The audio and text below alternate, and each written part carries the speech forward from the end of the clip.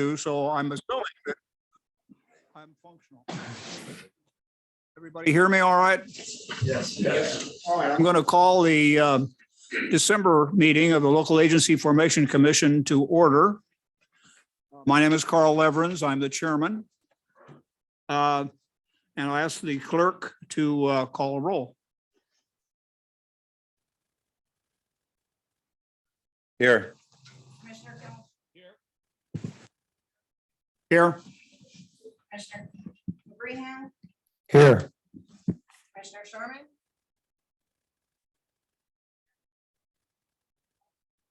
Then. Here. Thank you. We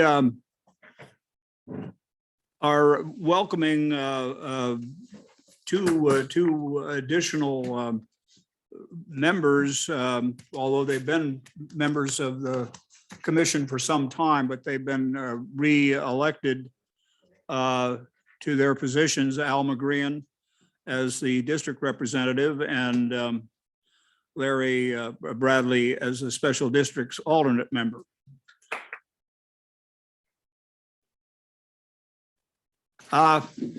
The consent agenda, we have approval from minutes for both September and October, and a continuing resolution concerning compliance with the state rules relating to the COVID issues.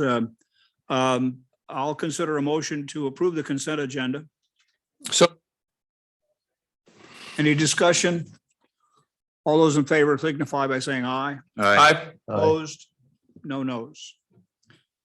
Moving forward to 3.1, the item today is a informational hearing. It is set up that way so because there has been some concern expressed by members of the public and others about the formation of this district. And it has had several hearings with other entities. Initially, there's also been a question about Supervisor Kimmelshoe's sitting as whether or not he has a conflict of interest. As chairman, and reading the code, and our attorney, we have our own attorney, but the point is that the supervisors appoint the supervisor members, the districts appoint the district members, the cities appoint the city members, and collectively they appoint one public member, and that's me.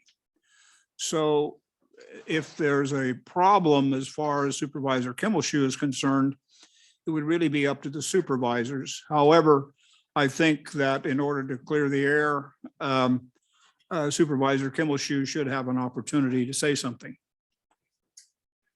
Thank you, Carl, and it'll be really short. I've been advised that I do not have a conflict of interest, and at this point I will remain here on the LAFCo Board of Directors. Thank you. There's going to be no vote today anyway, as far as, so that issue can be raised if somebody feels it needs to be. Moving forward, I'll ask the staff then to, I'm not used to this. We've been doing everything on Zoom for a year and a half. And so having live people, but I'm going to look over here and make a determination that Mr. Lucas, who's our executive officer, and Steve, are you the right one to call on for this item? You are correct.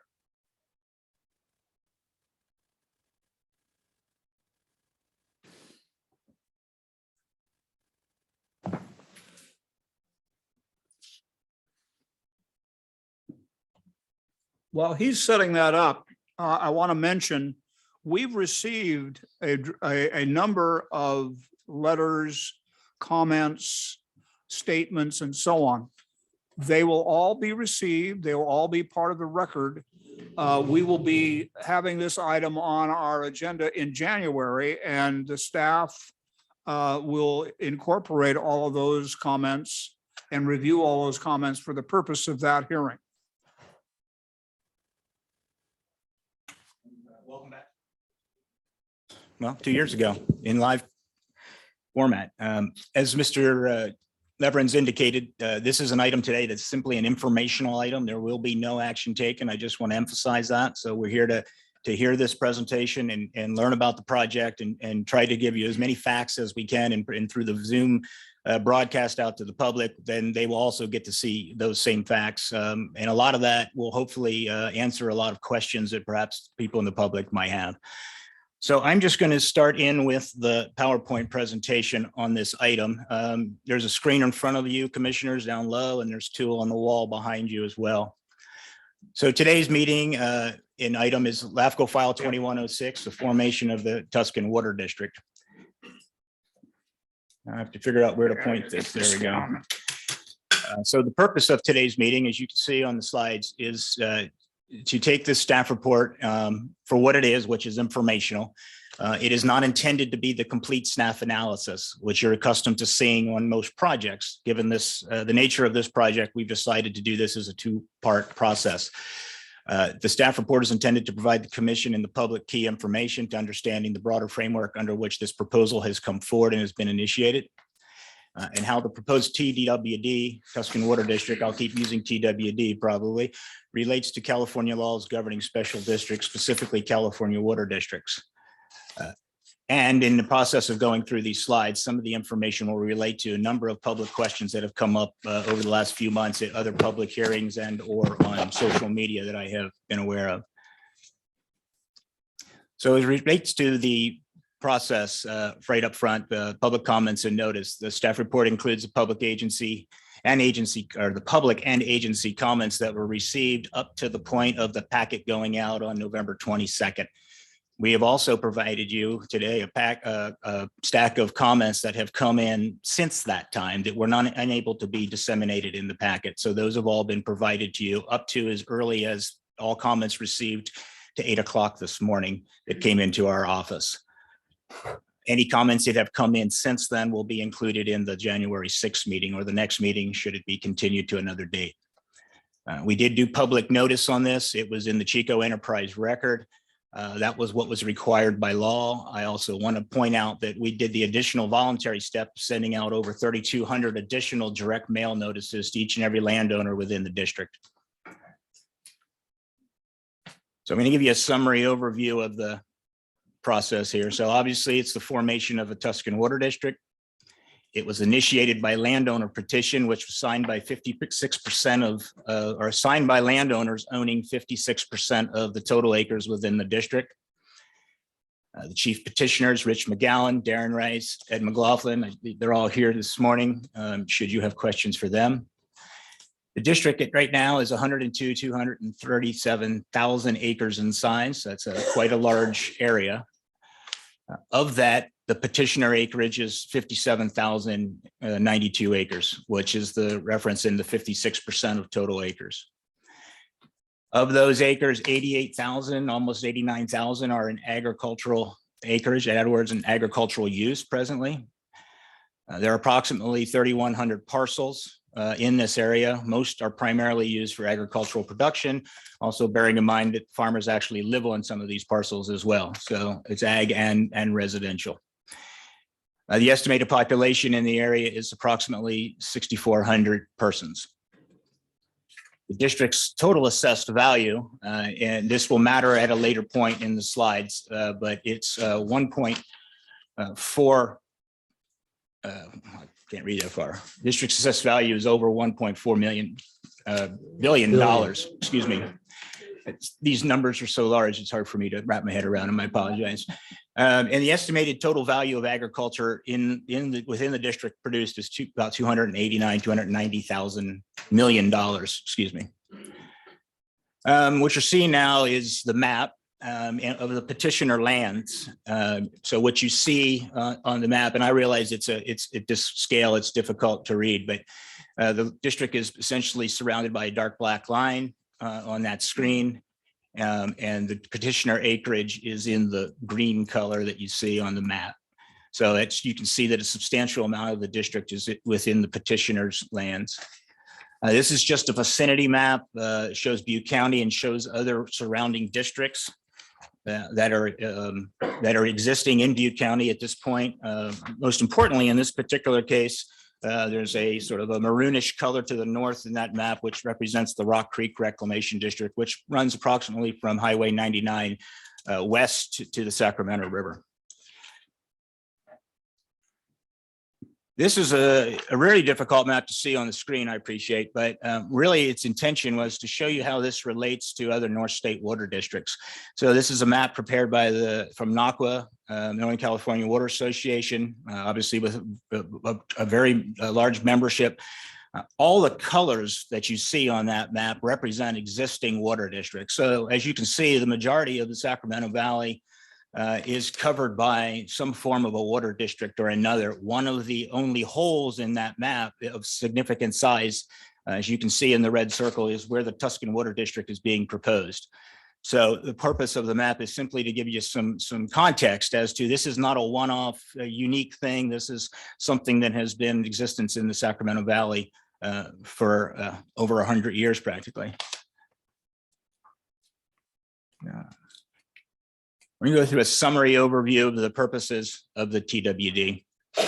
So it was organized by the landowners into a public agency with a simple goal of working cooperatively with the County of Butte, Butte County Water Commission, the Viner Groundwater Sustainability Agency, Butte Groundwater Sustainability Agency, Rock Creek Reclamation District Groundwater Sustainability Agency. I'm going to start saying GSA because my mouth's getting dry saying that long word. But essentially what it boils down to is these are the agencies for which these folks who propose this formation is to help implement the groundwater sustainability plans being prepared by these various GSAs. And the sole purpose for all of this is to ensure water is available to continue existing agricultural uses of the affected land. We're going to get more into some of these specifics later on in the slideshow. So what is our role? What is the commission's role in this process? So we have the discretion under the Cortese-Knox-Hertzberg Act, which is the state law that governs LAFCo. And we have the discretion to approve with or without conditions, right? Modify or deny the application for forming such a district. We will eventually get back to the really important point of this slide is that the with or without conditions. It has to be very clear that the commission has abundant authority to both approve this and put as many conditions on the formation, if it should be approved, to address as many questions as might come up. So we have a tremendous amount of authority over that process and what goes forward. We can also, so here's some of those conditions. As you can see on that screen, again, I recognize they're small. When you do a PowerPoint on your slideshow, it's a lot easier. So we can do things such as restricting their authorized powers, which is really important. That's one of the most fundamental issues any formation of a district has is what powers is it authorized to have? Which powers is not authorized to have at present, but may be implemented at a later date. We can determine the electoral process, how the directors are elected and how they are elected by electoral divisions, if that's what is desired. That's all within the purview of LAFCo. We can modify the boundary to it. We can add or delete parcels from the process. So as people, if someone should say, I do not want to be a part of the district, the commission is free to remove that parcel at that time. It's as simple as that. We can ask them as a condition to execute coordination agreements, MOUs with the Viner, Rock Creek and Butte Groundwater GSAs. Fundamentally important part of this process. As we proceed in the slides, you'll see this. We can limit the groundwater sustainability efforts to just those things that are in the GSA's GSPs. Again, Groundwater Sustainability Agency, Groundwater Sustainability Plan. We can require that the district in the future receive the approval of GSAs before implementing projects that are identified in a GSP.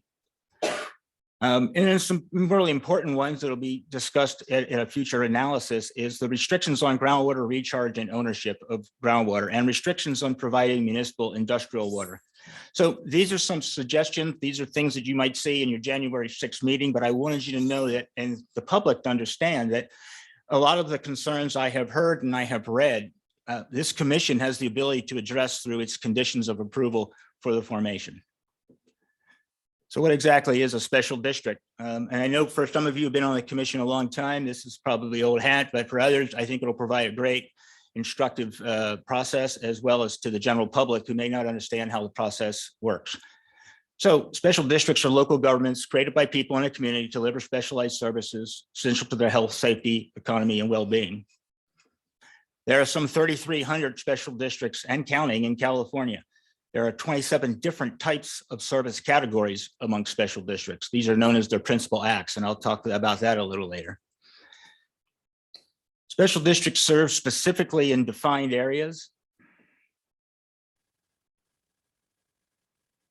Now my clicker, there we go. They usually provide a single service. Others can provide multiple services, but generally special districts are formed to address a single purpose. They deliver public programs, public facilities to the constituents based on what those constituents would like to see. And they utilize staff and other experts specializing on the specific mission of the district. This is a really essential point. One of the benefits of a single focused special district is they have the ability to just laser focus on one problem. And they also have the ability to spend their funds on experts that will guide them through those processes, hiring hydrologists, scientists, and so forth, who will guide their process. What are they not? This is a really important slide. They are not a state government. They are not a city or county government. They're not a Melrose district or a benefit assessment district. And most importantly, they are not a private, corporate, or nonprofit entity. I'll repeat that. They are not a private, corporate, or nonprofit entity. They are a local government organization. So the proposed Tuscan Water District will be a local government agency, specifically a California Water District. And it, again, emphasizing, will not be a private, corporate, or nonprofit entity. What does the California Legislature's Vander's Office say about special districts?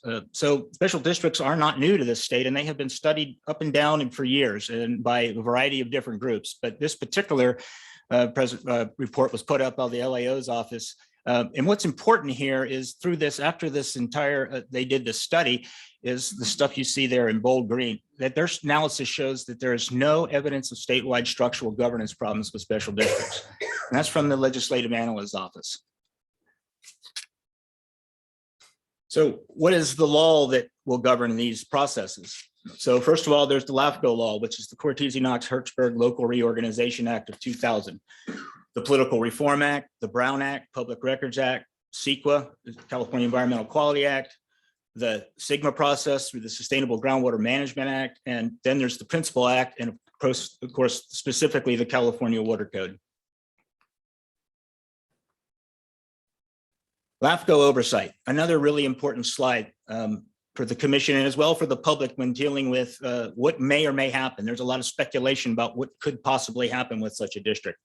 These are questions that come up with the formation of most special districts. But it's important to understand that when LAFCO is involved in forming a district, we also have subsequent steps that also allow us to have some control and influence over the future.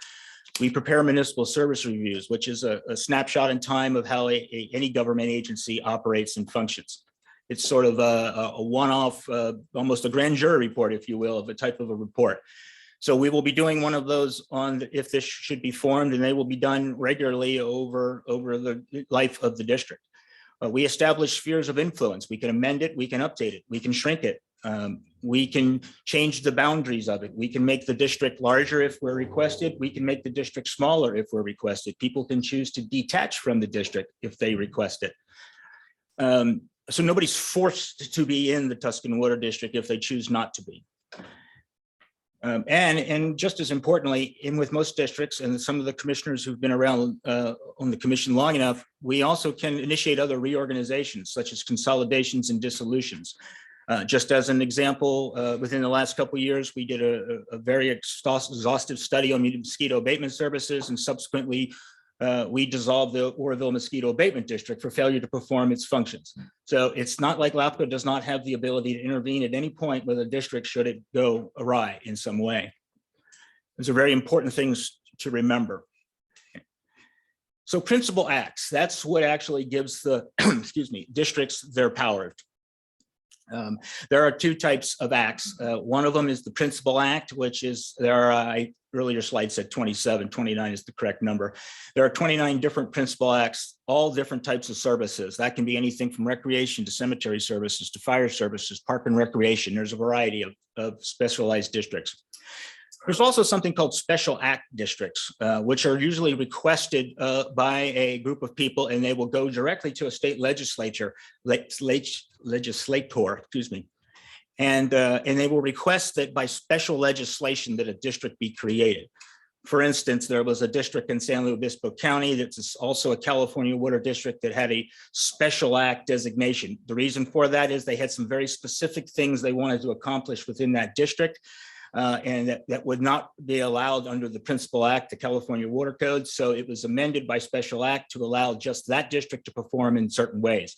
It is, in a sense, from wearing my LAFCo and my Cal LAFCo hat, and Commissioner Connolly can understand this, is we generally do not support special district acts because that bypasses the local process and local authority of LAFCO. We generally are not in favor of special act districts. So the purpose of the TWD it was initiated locally through Butte LAFCO as a California water district.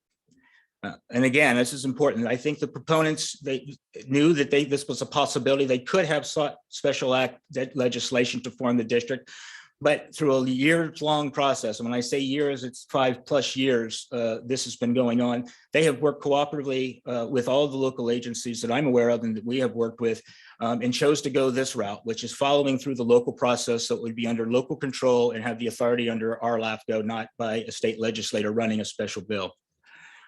There are 141 districts in the state, California water districts specifically. They're the 5th most formed special district type in the state.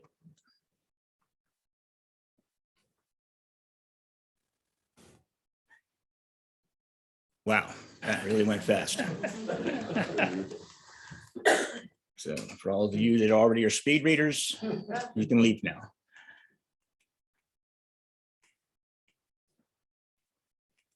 I apologize.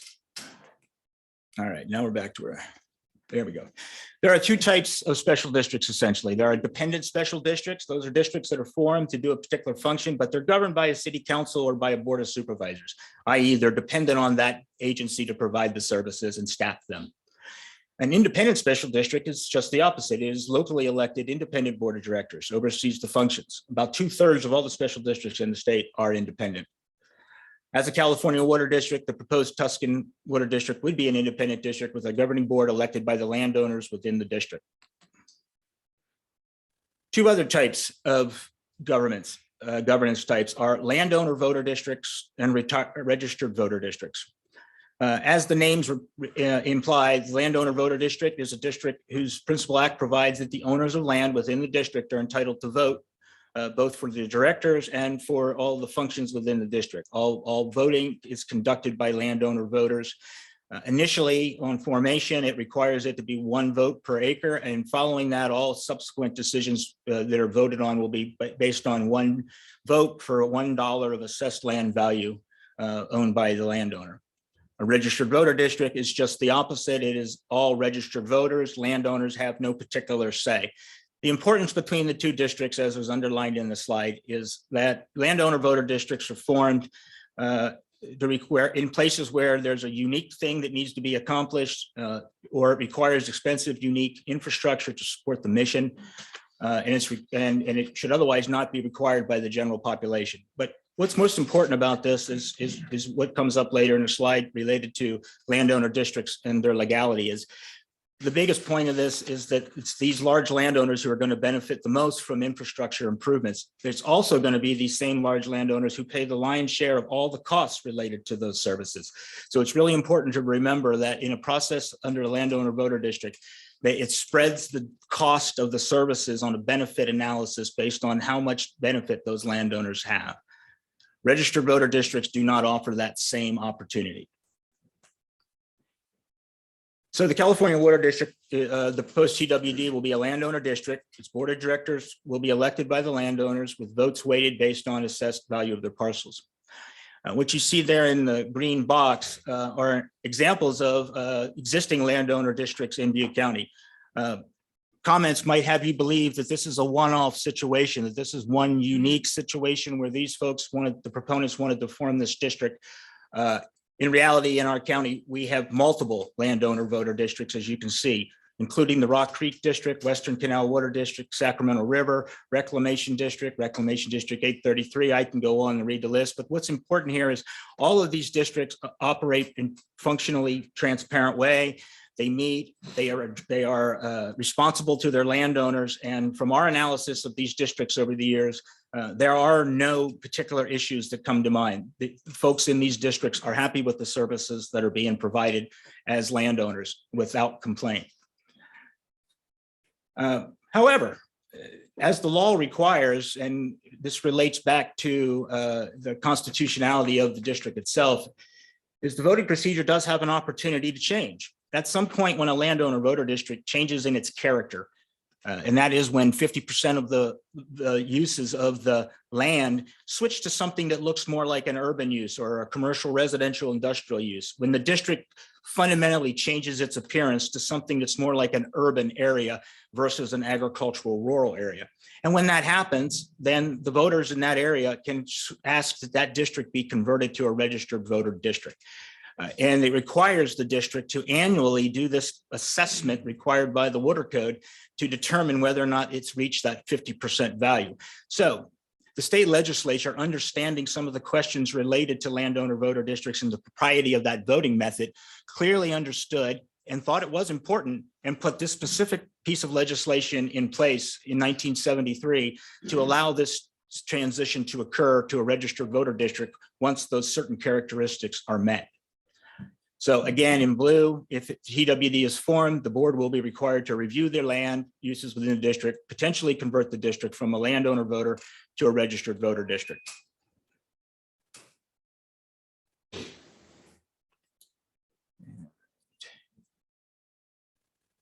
So is a landowner voter district legal? So I want to, that's some of the slides I already spoke of. So I think some of you probably already know this, but in a 1972 Supreme Court decision, it was determined that in fact, landowner voter districts are legitimate.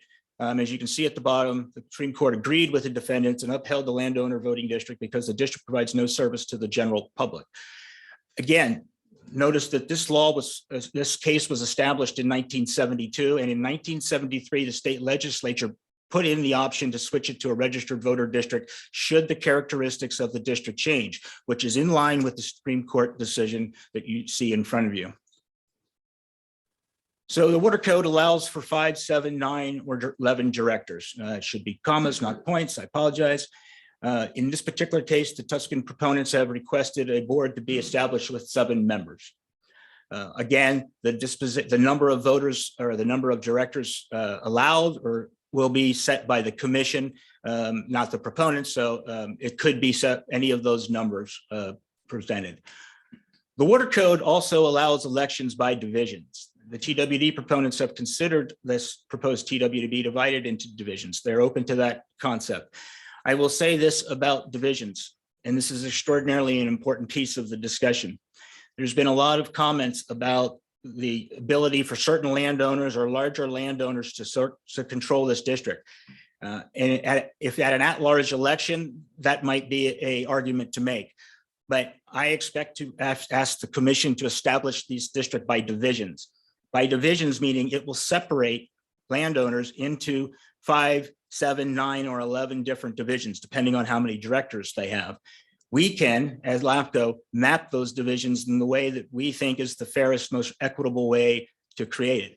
What does this mean? That means if you have one very large landowner and they're in one division, their votes will only go to supporting a director from that one division. They will not be voting on all 7 seats. It is a practical and functional way that is used to divide the district up so that no one group of landowners can exercise control over the entire district. That is an extraordinarily important piece of this discussion.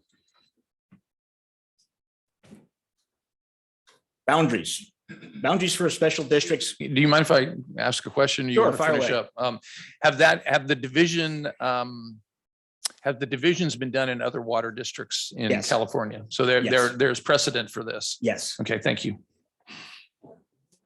There are boundaries for districts, can generally either be contiguous, which most districts tend to be, meaning that all the parcels are one block, but they can also be non-contiguous, meaning parcels don't necessarily have to touch. And in the water code, that is the case. Non-contiguous territory is allowed to be included in the district as long as it is no more than 2 miles away from another boundary of the district. So water districts have that flexibility, which is why we can move properties in and properties out. So if someone wants to be removed, the fact that it might change contiguity of parcels does not matter. So we can take a parcel out in the very middle if that is what is required to do.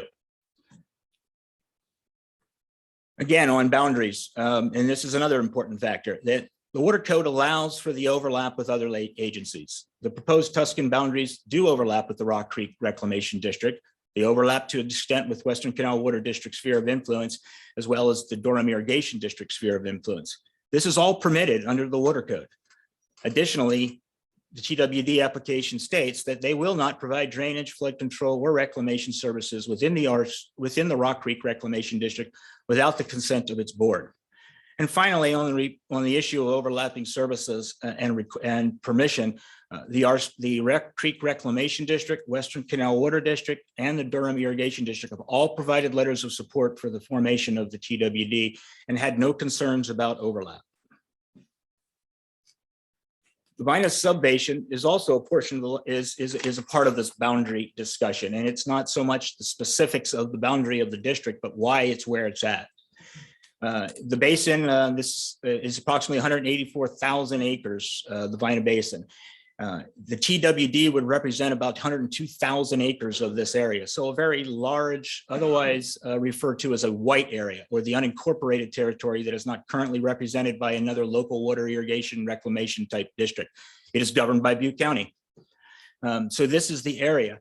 The proponents of the Tuscan have actively participated with the county governance structure to develop the proposed district boundaries to align with the Vina subbasin in the unincorporated white areas under Butte County GSA jurisdiction. So to be clear, what they're doing is, and if you recall back to that map I showed at the very beginning of all the various colors and where districts were within the Sacramento Valley, this is one of those areas where there's no color.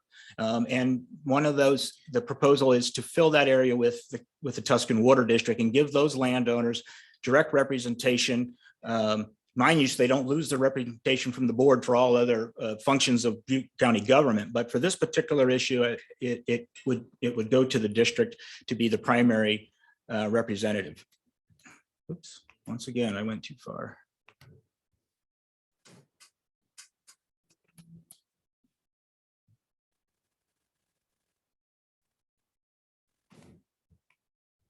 I apologize.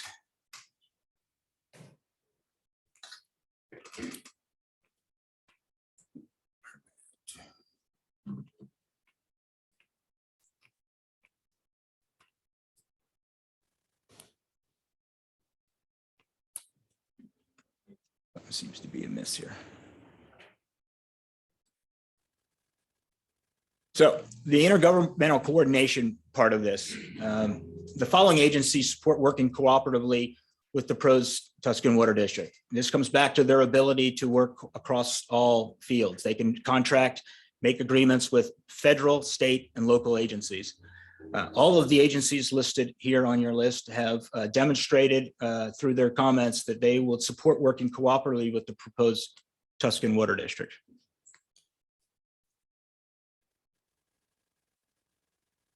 And how that works with the Sustainable Groundwater Management Act, and specifically locally here in our Vina Basin, is the proposal relates directly to the implementation of the SGMA Act, which requires groundwater sustainability agencies to manage groundwater at the local level through the development of groundwater sustainability plans.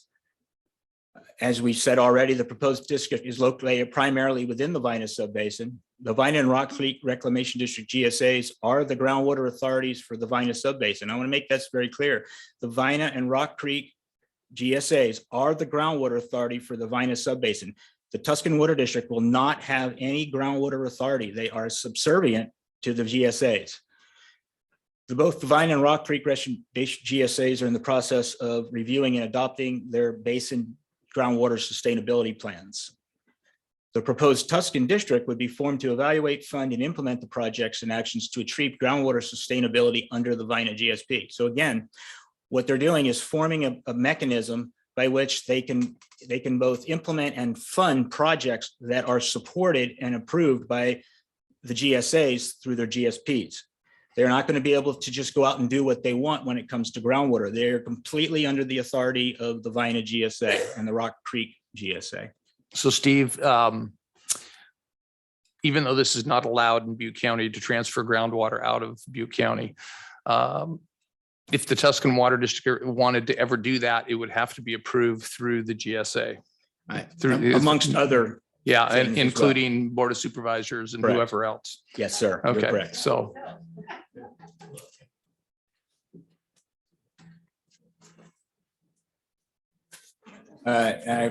This slide I knew was going to be too small, but the VINA GSP, and this is also in all of the packet materials you have in front of you if you have it, and it was also on our website. So if you can't read it here, please look in your packet and you'll see this in a larger type. But basically what you see is the projects that were proposed through the what's called project and management actions of the GSAs. This is essentially, for the lack of a better explanation, it's a menu of options that the GSA has looked at to help bring the basin into sustainability. They range from planned projects to potential projects to conceptual projects and then certain management actions. Some of these will have nothing to do with the Tuscan Water District. Others that are much more complicated and costly to implement would be very benefited from having another district like the Tuscan Water District be available to implement those projects and fund them through their own structures within their district. So these are some of those projects. And the reason why I can't tell you any of the projects that will be specifically done is this is a menu and this has not been adopted by the GSAs at this point. Will be by January, and everybody in the room probably knows the date, but I forget it. At some point in January, they will have to adopt that GSP, and then these things will be enshrined in that document. And at that point, then some discussion can start to happen as to what projects would be best suited for which agencies to implement. And that will be an interesting and complicated discussion, I'm certain. So after the GSP is adopted, the new water district, if it should be formed, would evaluate that GSP, its venue, and would develop a plan to determine, fund, and implement those projects. This takes the significant burden off the GSA. And from my discussions with the Department of Water Resources and understanding GSAs that have gone through this process so far in the state, the vast majority of GSAs are not going to be implementing their own projects. They will do it through partners, and those partners are primarily, almost entirely, water districts throughout the state. They need the support of those landowners to make these projects happen. That is the preferred route most GSAs seem to be taking. It's not to say that they don't have the power to do something else, but it is a more practical way, believed by most GSAs, to fund and implement those projects. And that's exactly what the Tuscan Water District is attempting to do here.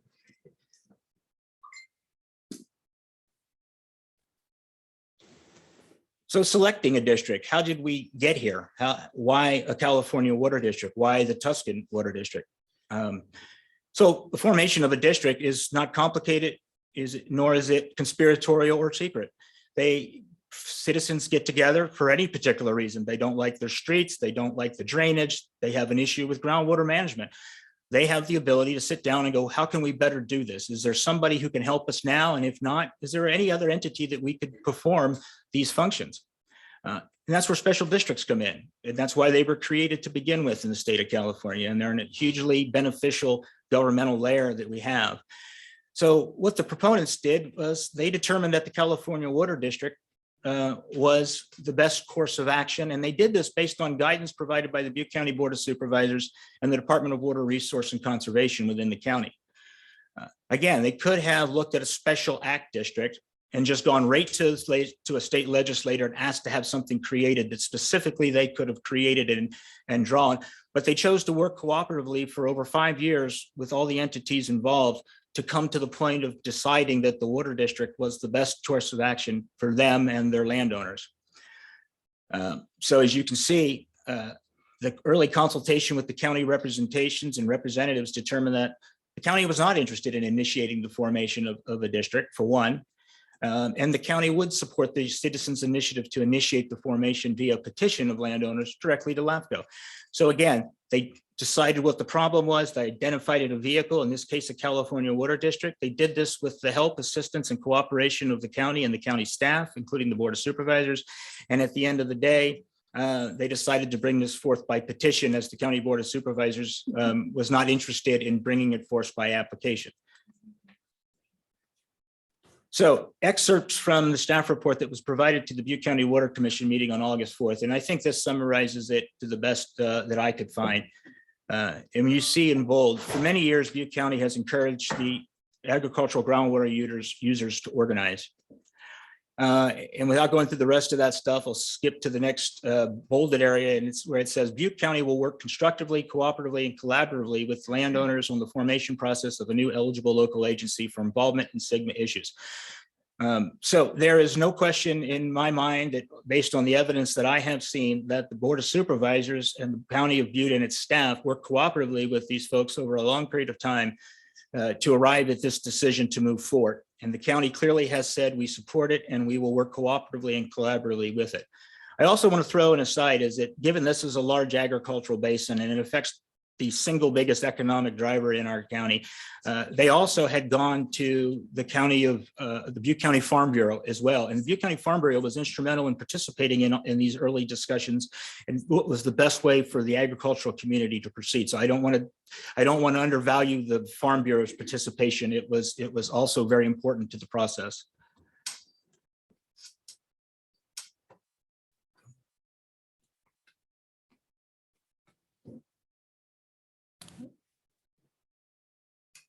So what did they start with? They start with the petition process, and they send out a notice of intention, which is they're saying to me, we want to form this, and there's a process. It's called a notice of intention. They fill that out. I then in turn circulate that to all the affected local agencies, so people know early on in the process that this is happening. So this notice goes out immediately prior to any petitions being selected. So this is the opportunity to give everybody sort of the early warning that they are now serious. They have asked the LAFCo to start the process. They are then free to go collect signatures.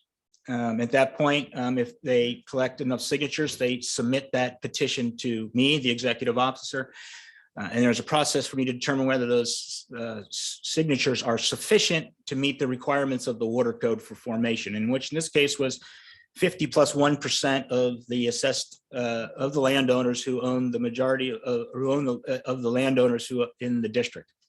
And as I showed from an earlier slide, they were able to obtain approximately 57%, 56+% of the landowners on that petition. From that, we filed a certificate of sufficiency, which basically declares that the petition is adequate. Application review. The proponents are required to file an application and fees, which they did. The application is circulated to affected local agencies for comments. As customary are all planning projects. For those of you who sit on boards or commissions that deal with land use issues, this is a very customary process.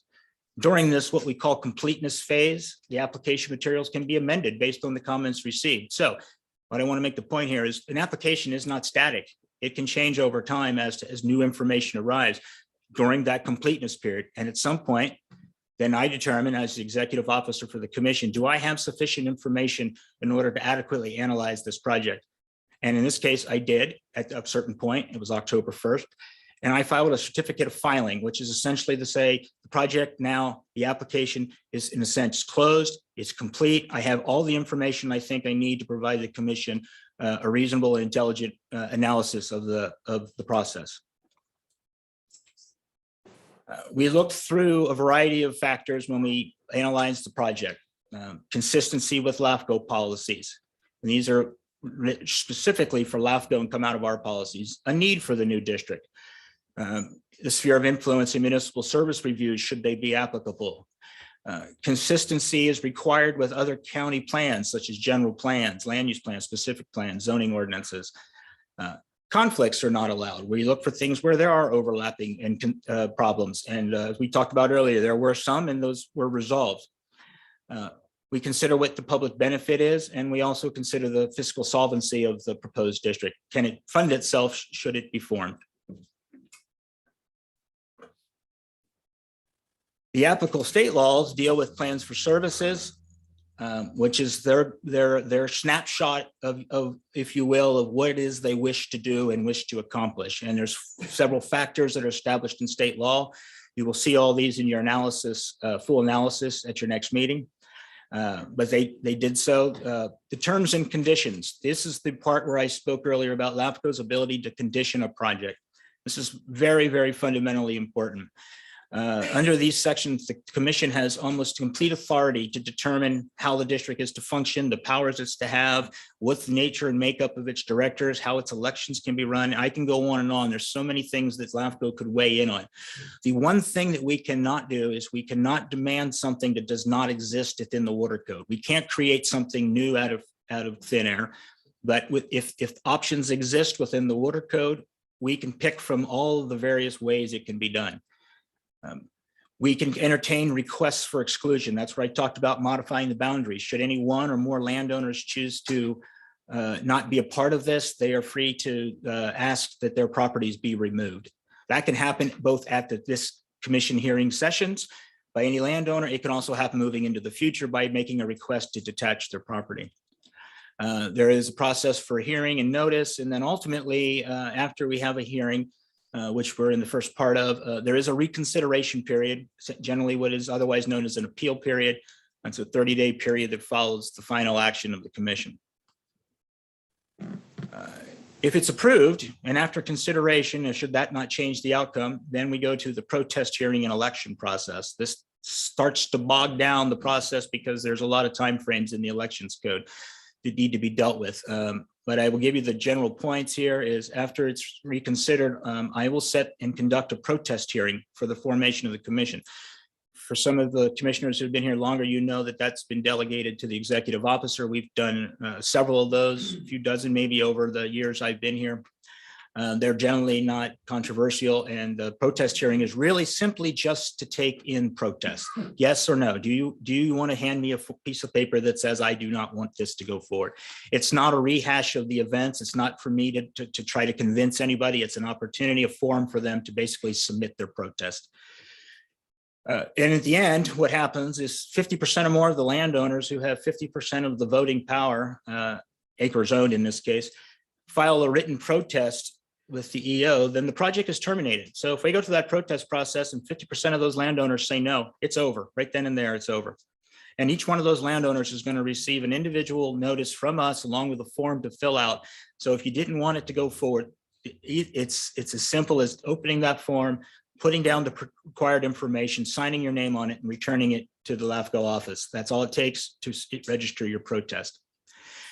Anything other than less than 50%, then it automatically goes to an election. This is a strange animal. You don't want to know all the details, I'm sure, but not everything. Sometimes in protest, that's the last step. But with the formation of a water district, it does require the election process regardless. So to give you an example, in this case, we know that the petitioners represent 57% of the district area. In theory, if none of those folks change their mind, then the protest process should reflect that. But it doesn't, that's not always the case. So we still move forward with the election nonetheless. The election process is one where after we get the protests forms back, if it turns out that it is destined for an election, then it is my job to inform, or it's the commission's job to inform the Board of Supervisors to then hold an election. And then what they will do is direct the county elections official to do so. That's in the water code. It would be completed based on property owners and the acreage they own. I want to be clear, and this is somewhat confusing to some, at formation, because there is no assessment role established for something that doesn't yet exist, the water code requires it to be 1 vote per 1 acre. After formation, should it be approved, all subsequent votes switch to 1 vote per $1 of assessed land value. So only at the beginning formation point is it based on acreage. The board members then, so the questions that we perceive to be on this ballot would be, do you want to form the district? Do you want the board members to be elected on a 1 acre formula and the funding of the district? So we're going to ask folks basically, do you want to form it? here's a slate of candidates that you can vote on. And here is the funding mechanism that has been put forth, sort of a 218 process, but our protest process and elections process takes the place of that in law. So Steve, real quickly, how you doing? You're doing a good job. Am I doing? Getting tired? Are you getting Oh, tired? no, let's Okay, go. good. Just wonder. Have at it. You're Have at it. doing great. I brought So a gallon just of water. okay, good. Have some water. Just a question. If so, just because let's just say this is approved by the LAFCo board, it's not official until there's a vote of the landowners. Is that correct? And it's absolutely correct. We could go through this whole process and end up at the end of the day with an election that fails. So the action requested from me to you today is simply accept this for information, file the staff report. It'll become part of the permanent record for this project, and continue the public hearing to either January 6th or another date should the commission decide it needs a longer continuance. That's all I have for you this morning. And I hope that that provided all of the commissioners, as well as the folks on Zoom and the public in the room, the actual facts related to how this process works, some of which I know are in disagreement with what you might have heard or read in comments. So that's why I thought it was really important to have this meeting today as an informational meeting to try to just establish what the baseline is, how this came to be, and in a sense, debunk some of the theories about how this came to be. The analysis that comes next will be the specifics based on all those criteria I showed you towards the end slides, all the factors we have to consider, so forth. So if you think this project, your application was a little long, your next staff analysis will probably be longer. But nonetheless, that will give you all of the nuts and bolts to actually approve it should you be prepared to do so. And that's all I have, unless I have questions. Are you sure? In an orderly fashion, do any of the members of the commission have any questions of Steve at this point? I have a few, Mr. Chairman. Please. Steve, given the enormity of the comments that have come in up to this point in time, and I'm going to assume there's going to be more forthcoming. Realistically, what's a reasonable period of time for you and your staff to be able to analyze everything and have this staff report done in a timely manner to accommodate a hearing in January if we proceed? Well, I will tell you, if you want to hear it in January, your staff will have it done. In terms of reasonable amount of time, more time to evaluate things is always good. But at this point, I have been living and breathing this project for a number of years, and I don't think there's much more that I can provide or that I think will come out new. Granted, if something new develops that has not been considered, I may change my mind. But at this point, I think based on what we know, we could come back in January. Well, but in that regard, today we've received just estimating here about 1.5 inches thick worth of material. And plus we'll have public comment and so on. All of that has to be reviewed by your staff, you and your staff for the meeting in January. That's correct. I will add that most of what I've seen come in the last couple of weeks is identical to what I saw come in for the Water Commission, identical for what came in to the Board of Supervisors meeting. So when I say that most of this is things I've already seen, nothing has come in that is new to the point that would cause me great consternation to provide an answer to. So with that in mind, and this is not directed towards staff necessarily, it's just a general observation comment. People that have submitted commentary previously, if they intend to provide more commentary to this process at a later date, hopefully they're only going to submit something that's new and not repeated from times before, out of fairness to the process. Is that correct? Yes, I think if I understand your question correctly, I expect to see a lot of redundant comments coming in. Are there any other questions from the commissioners? I've got one quick question. At one point, you were talking about the changing characteristics of the district. Right. Okay, so this is an agricultural district, groundwater district, correct? What would be an example of changing the characteristics of that district? I mean, can you imagine what that might be?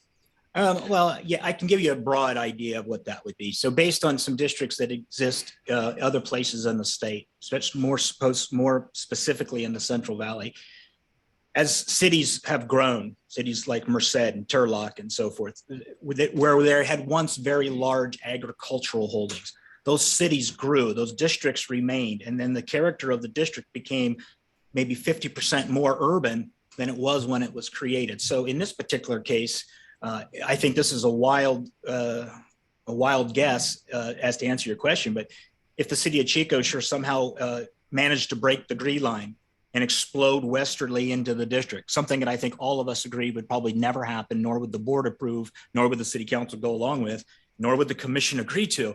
But if that were to happen, that could change the character of the district in terms of the amount of Or the acreage. county could rezone the entire North County into residential. That's what's going to be in the paper tomorrow. So that's the kind of thing, Commissioner Kimmelshue, that would cause it to do it. And again, they're required to make that evaluation each and every year going forward. And so urbanization was really the only one that we could think of, unless for some reason farming is not economical anymore and we turn it back to something that it was previously or something along those lines. That could also be the case, correct. So those are the things. Wild speculation. Wild speculation. Thank you. And then at that point, it could change into a different voting district from do you call it electoral? It'll go from a landowner voter district to a registered voter voter district. Okay, thank you. Any other questions from the commissioners? If not, we're going to open up the, I'm sorry. Oh, I'm sorry. Yes, I'm sorry. Yes, I didn't. Here, I don't know how to, can, You qualify. You're You're a No, commissioner. the red light needs to be off. Turn the red light off. Push it again. There you go. okay, all right, There thank we you. go. I just had a question about what came into, I don't know if you've had a chance to receive this yet, Steve, that came into the commission yesterday. And it's about, it's on campaign finance. And I was wondering who is funding the organization of TWD, and would what is being alleged in this letter apply to the AGUBC? So I could do Can the you, easy and you thing. might want to explain the letter because it was received and I just saw the letter this morning. It's on your desks. It's a letter from, I don't even know who the letter was from that was originally posted. But I think there's another one from Jim McCabe who is, and both letters indicate that they are going to request the DA to investigate if there's any issues related to campaign finance reform and reportings of the AGUBC. With respect to that, this is not a commission issue. Our job is to receive those if they are given to us. We ask for those disclosures, but it's not our position to go out and find those disclosures, nor to do that research. That is not within the purview of the law for LAFCo. So it's a separate issue at this It's a point. separate issue So at this time. even if it is violations, it's not something this commission would look at in terms of the violations. It's again, the implementation and such of those issues that are brought up would not be in the commission's purview to decide. Okay, thank you. Unless Mr. Brown is also on our screen, and Scott, I don't know if you want to add to that or not. No, you've adequately covered it. The only conflict issues we have to deal with are with the commissioners themselves, not with any groups that may be, represented at the commission meeting or lobbying for their particular position. Okay, and then just on a follow-up on that, when Supervisor Kimmelshue said that he didn't have a conflict of interest, and I know you mentioned, Supervisor Kimmelshue, that you had a letter that stated that basically said why you don't have to recuse. Would you be willing to put that into the record? At this point, I'm not willing to do that, but I will talk with my counsel to see if that's appropriate. Okay, thank you. Mr. Kimmelshow, you do have an obligation to disclose the source of the potential conflict of interest, whether it's land ownership or corporate interest. So if you could just very generally state the issue that created the potential for conflict of interest, that would be helpful and necessary for our record. Yeah, as I understand it, I am a landowner in the district. And I do receive income from that land. And I understand that is a potential conflict of interest, but I've been, my counsel has told me that due to the size of the income, it is not a conflict of interest. Very good, thank you. All right, any other questions of any of the commissioners? Of Steve or on anything else? Because I want to move forward and open this up for the public. The mechanics here are, if you can come up, because we are recording all of this, we want a record. So when you come up to speak, please identify yourself. I have in front of me those people who have signed little cards, and I will call on them, but that doesn't preclude anybody else who didn't fill one of these out. You'll just simply have to wait until the other people have spoken. And so the first one I have. Oh, your red light's on. Sorry, couldn't see it.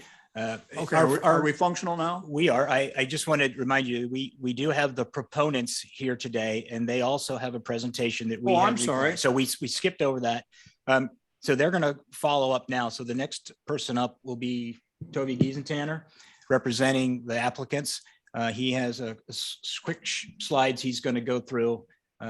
So Toby, if you would like to.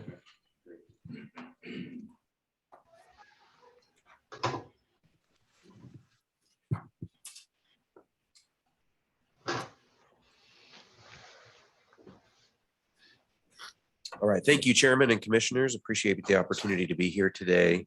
Steve has covered Would much you like of what to I. identify yourself? My name is Correct? Toby Giesentanner, and I work with the Tuscan Water District proponents. And Steve has covered a lot of what I typically talk about. But in a nutshell, what I'm going to do today is I'm going to talk about context for why, and then a few more details on what the Tuscan Water District would be. So let me move into this here.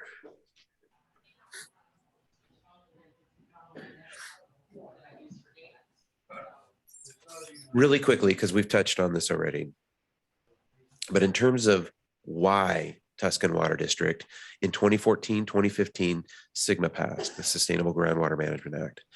That set in place a requirement to form groundwater sustainability agencies in subbasins around the state.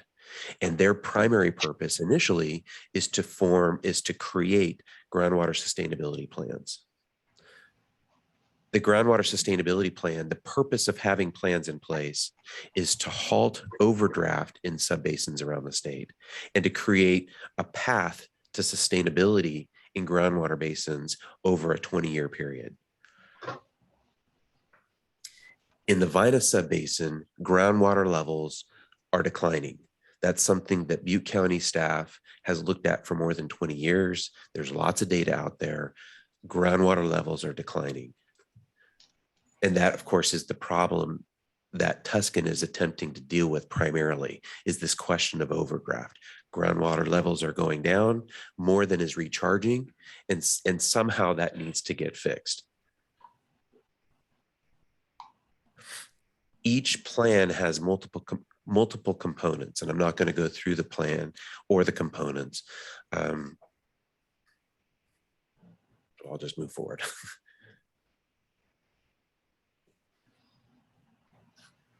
The most important part of this, though, in terms of context, and it's just up front, agriculture is the biggest user of groundwater in the subbasin. And there's some details on the right that I can provide more detail on later if you have questions. But if you look at the map, the green on the map are agricultural uses on the west side. That almost exactly matches up with the proposed Tuscan Water District map, which I'll show here in a second. So ag's the biggest user of groundwater.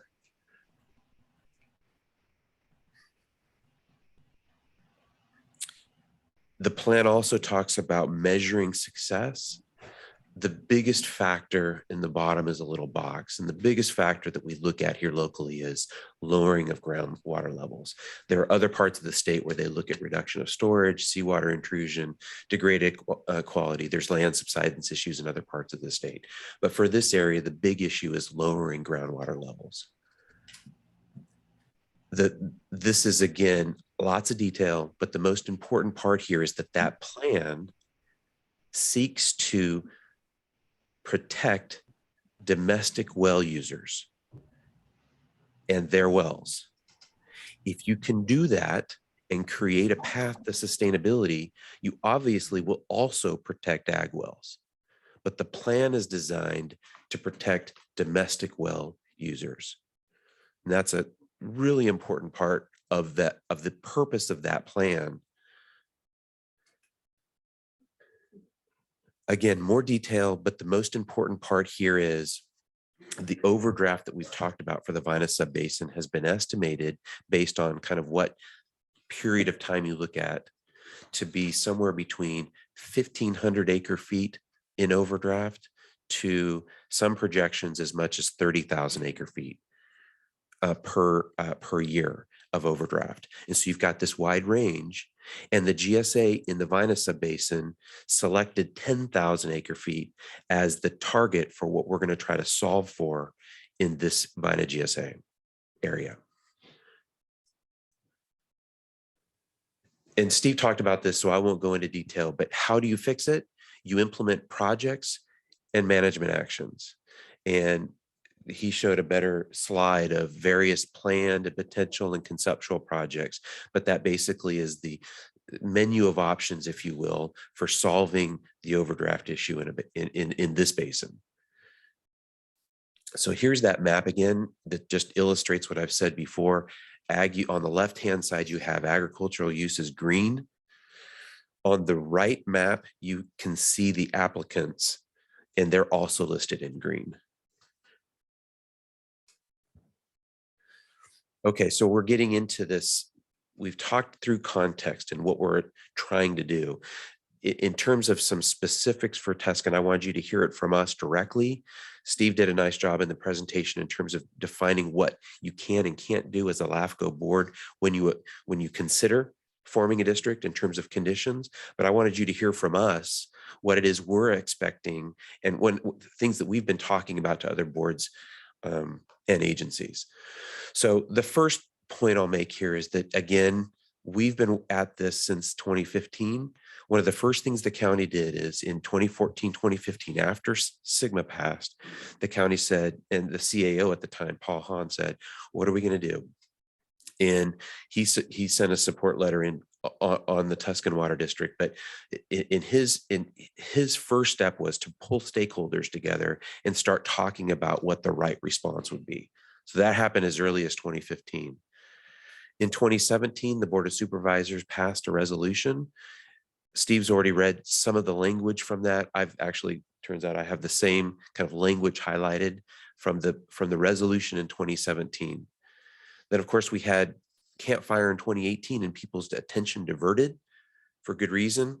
But in 2019, staff at the Butte County Water Department said, okay, folks, get back to work here, and sent us a letter with this language, which kind of restarted our internal process.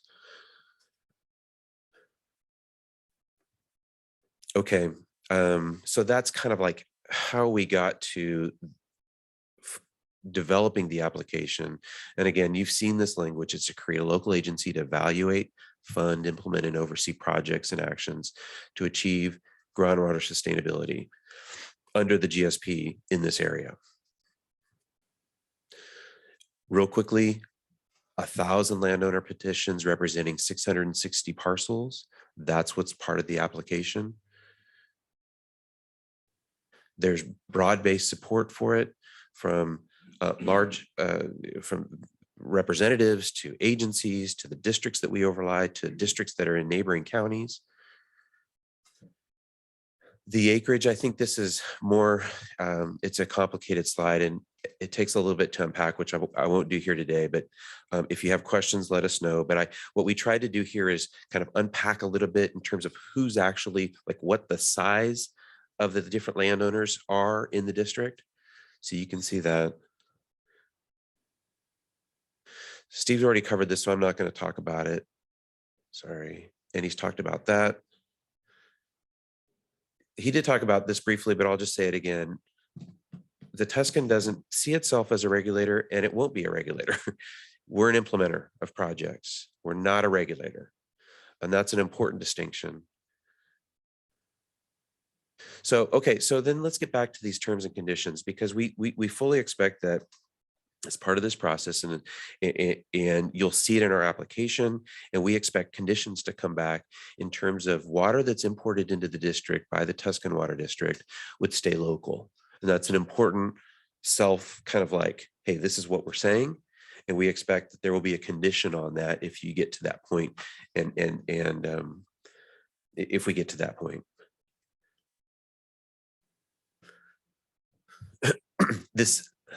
Another kind of big picture question is the concern that somehow this is a Trojan horse for landowners to somehow get control of either the groundwater basin or to pursue things that are outside kind of the scope or the current thinking about what the appropriate thing is to do here. So the way we look at this is, how are we going to protect the Tuscan aquifer?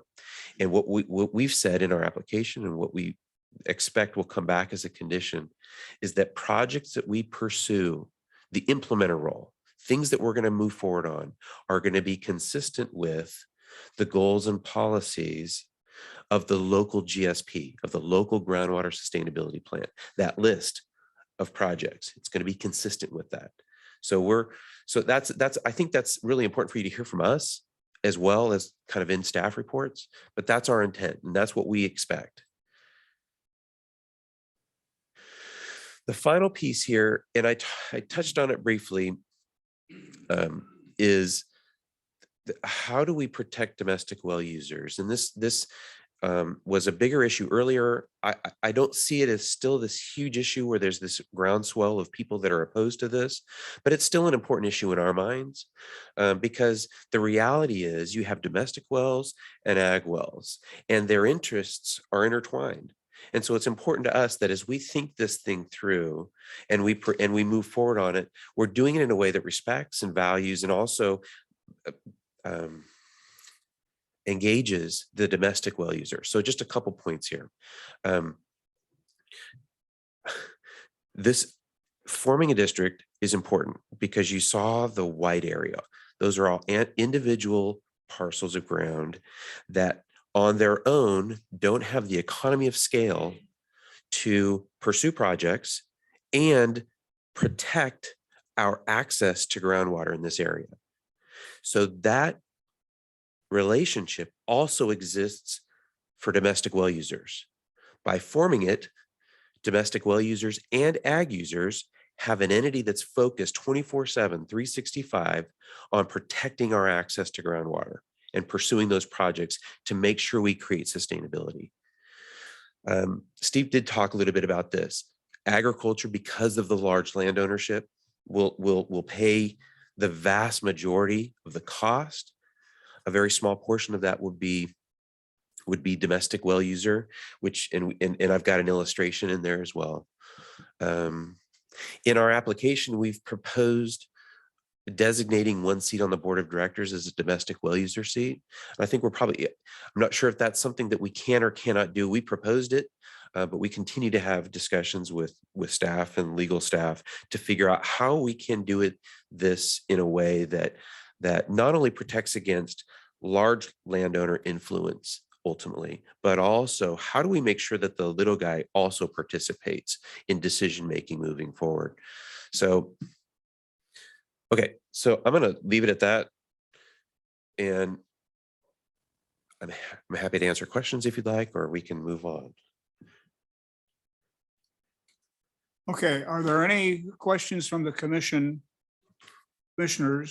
of the applicants? I'll go ahead and ask a question, Toby. I get questions from people in the community. What is this Tuscan Water District all about? What is the main purpose? So in a nutshell, can you tell me what the main purpose of the Tuscan Water District is? There's an overdraft problem that has to be fixed. You can't reduce use, become more efficient enough. There has to be projects. So the primary purpose of Tuscan is to solve the overdraft through projects and then also representation to protect our access. So the way we talk about it and the way I think it's really true, there's an overdraft problem that has to be fixed. So how are you going to do it? You're going to conserve, you're going to reduce demand, but then you're also going to need some supply projects as well. So we're going to be pursuing both sides, demand reduction. Following up on that, Yeah. Moving forward, as a district, once you're organized, Mhm. and in your other documents that you've submitted, you have a budget and you have budgeting, obviously some experts Mhm. to assist you. And there's been all kinds of discussions about both physical improvements to deal with surface water as far as retaining and hopefully getting that into the ground. And obviously that's similar to what a reclamation district would be doing. Mhm. Obviously any other major project to resource available water, with a discussion either from the Paradise Irrigation District or the County of Butte, Mhm. all of which have been discussed, Mhm. you would then have to come up with a plan that would then have to be reviewed and approved. A plan that then would have an engineer's report associated with it, would define the benefit associated with that particular plan. And then you're right, approved, and a 218 election. So all sorts of steps that go in front of that. Yeah, I just wanted that clarified. Plus a CEQA analysis, correct? Yeah. Yeah, God bless you. Yeah. But in that case, approved by whom? Just the landowners of the district only? The landowners would approve the funding. Mhm, The board would approve the project. mhm. But if the external source of the water supply is outside the district, then whoever oversees that supply would also have to be a participant and Understood and approve it. agreed. Okay. Mhm. Mhm. Mhm. And what part would the GSA, the Vina GSA, play in approving these projects as well? They'd have to go through them Well, as well. Assuming we get to that point in these discussions, our expectation is that there would be a condition on Tuscan that would require that we go to the Vina GSA for essentially a consistency determination. And I don't want to go too far down that path, but there would be a mechanism for us to go to the Vina GSA to get a consistency determination to suggest that what we're pursuing is consistent with the GSP. So that's the check, if you will, on the scope of what it is we would attempt to accomplish. But that would be a hurdle that would need it. So we'd be approved to full powers, subject to consistency determination. You can't react until there's a plan. Correct. Which will happen in No, I January. understand. Yeah. I have a question. I'm just wondering on the slides, and this is for staff as well, but I noticed that Cal Water is not mentioned in any of this, nor is the city of Chico as potential partners. And we all know that this sits in a basin that supplies the city of Chico with its water. It's the same aquifer. How is that? How can we, as a commission, not take that into consideration? And why isn't that one of the affected agencies or partners? So I'll start, and then Steve may want to. In terms of Cal Water, we continue to have discussions with them, and we think very close to getting some feedback from them on this question of relationship. Our intent, and you can read it, it's in our page 29 at the very bottom under prime ag land. Our intent is not to provide M&I water. And we expect that that will turn into its own condition that the board will consider as part of the decision on formation. But our intent is not to do M&I. Our intent is to solve that problem and make sure that ag has water moving forward. So that's the Cal Water piece. And we think that there's general consensus between us and Cal Water on that issue. The city of Chico has been participating, and I'll just jump quickly, and then Steve may want to talk a little bit more about the city of Chico. They participate, as you know, on the Vina GSA. And so we've provided information to the Vina GSA. At this point, the Vina GSA is elected not to engage on this issue in favor of moving forward on a GSP process.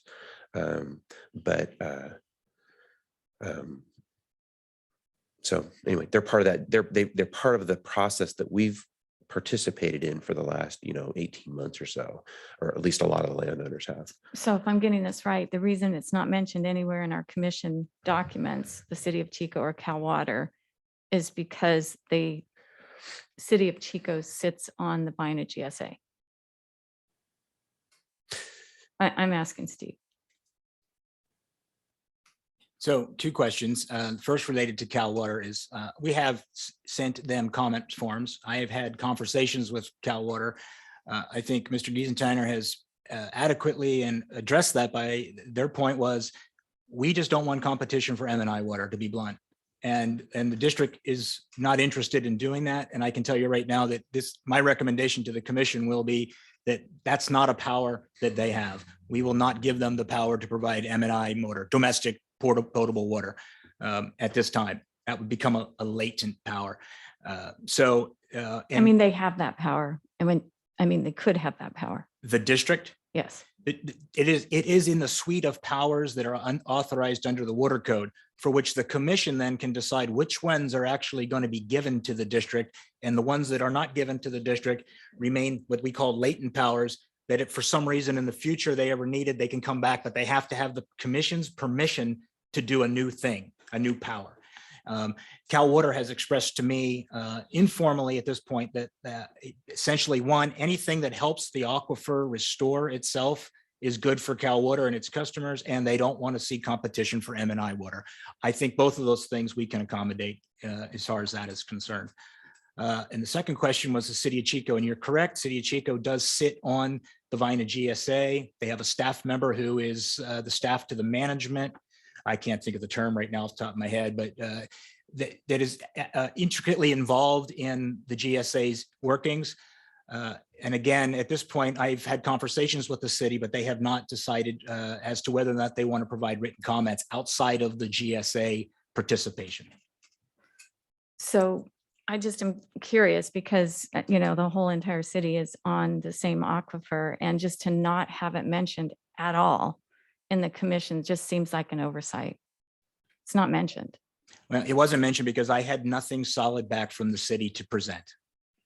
So does that mean that this would go forward without a mention of the city of Chico, where half the population of Butte County lives?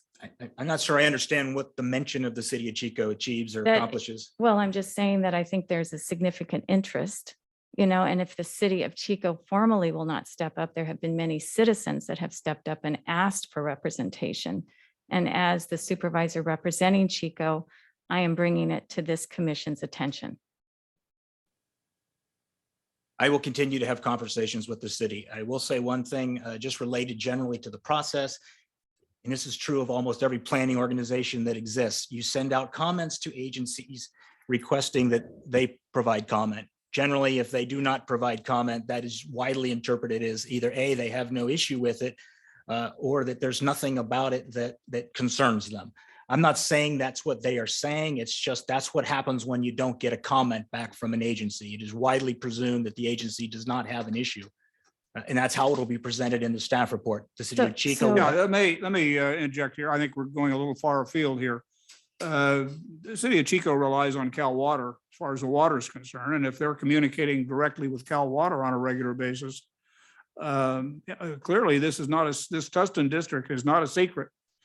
And so if the city of Chico had concerns, they would have expressed them. I guess my point is that the citizens have expressed concerns, but those seemingly are being dismissed. Citizens speak through the city council. That's the process. Okay, so you're saying that the citizens need to go to the city council and then get comments to If then the city submit council feels to. that there's an issue that they need to add to the formation of this district, they need to let us know. Okay, and so just general citizens. The it just- citizens are here. They're going to let us know. Okay.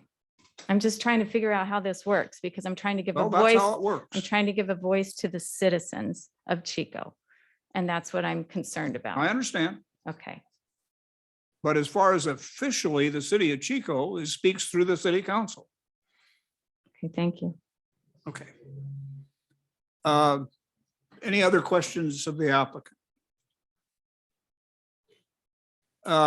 Steve, is there anyone else formally, it wasn't mentioned in your presentation, but is there anyone else other than the applicant to speak? No, sir. None. Okay, so we can go ahead with the public. Okay, the first name that I have here is, it looks like Emily Alma. Have I said that correctly? So if you'd come up and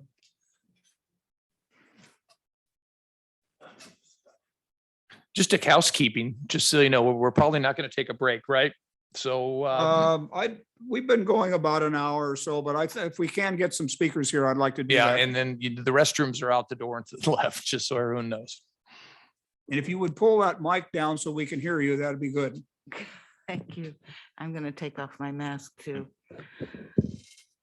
Mr. Chairman, I would just, there is a time system in this, built into this system for a 3-minute period. There will be a countdown timer that starts with, I don't know if the colors goes to red to, this is all new to us. Starts at green, goes to red, and then it blinks. We've discovered there's an Oroville system.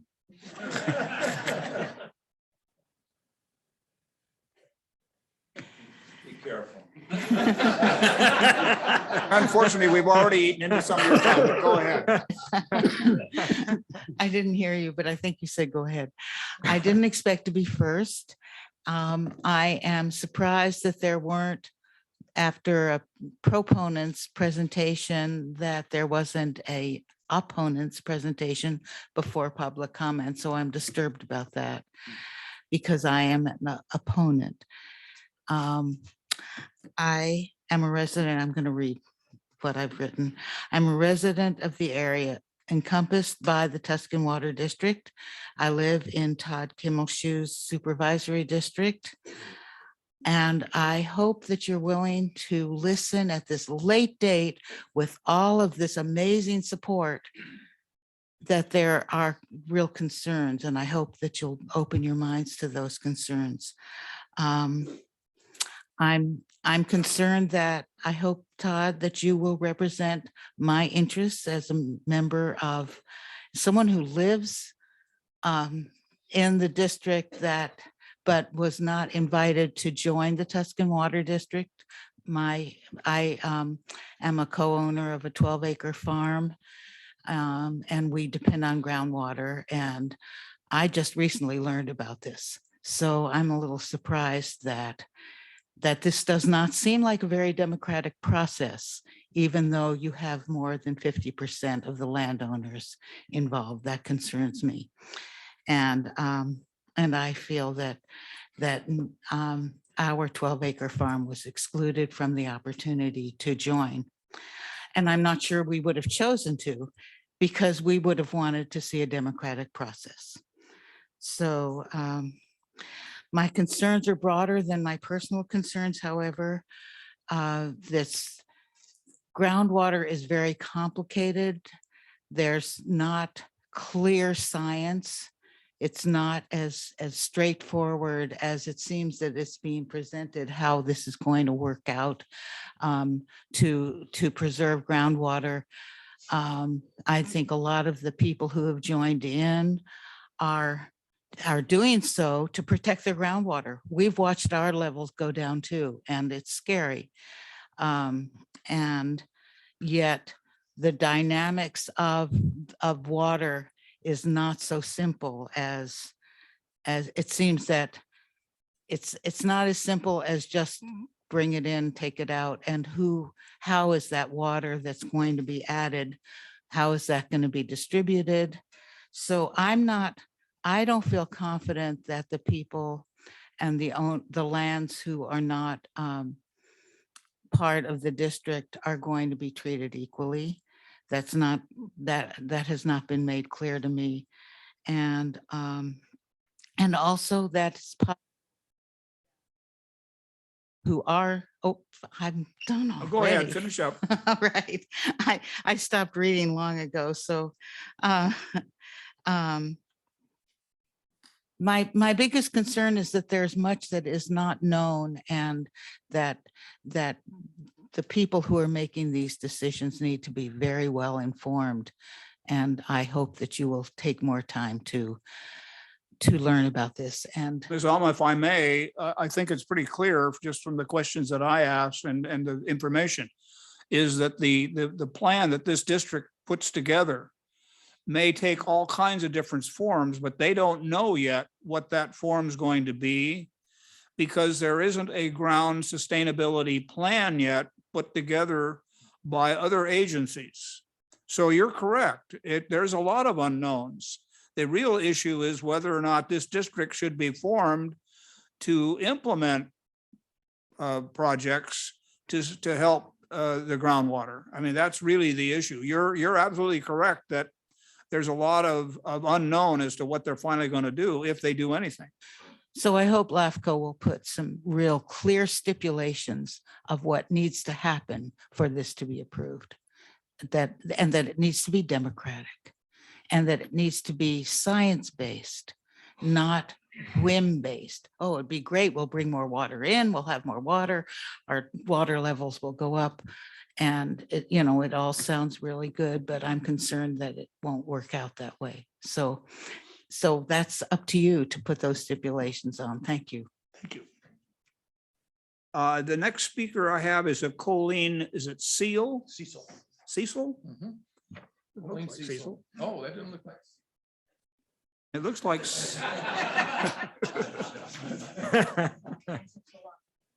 All right, whatever you'd like to call me, I'll take it. Good morning, LAFCo commissioners. My name is Colleen Cecil, and I'm the Executive Director of the Butte County Farm Bureau. Thank you for the opportunity to address you today. The Butte County Farm Bureau has been a staunch supporter of the Tuscan Water District's formation from the very beginning. The cornerstone of the Sustainable Groundwater Management Act is the local management of groundwater. Nothing is more local than local landowners and residents joining together and undertaking the arduous process of forming a California water district, and in this case, the Tuscan Water District. Because our groundwater in Butte County is primarily used for agriculture, as was shared in Steve's presentation, it only makes sense that agricultural landowners have put themselves, by forming the Tuscan Water District, in a position to implement the plans of the groundwater, to implement the projects of the groundwater sustainability plan, to be able to provide a sustainable Vina basin for all residents in the northern part of Butte County. This multiple year process has led us here today, and you are the final decision before going to the landowners. On behalf of the Butte County Farm Bureau, we respectfully request that LAFCo approve the Tuscan Water District application for formation in Butte County. Thank you for your time today. Thank you. The next speaker is Walt Jewell.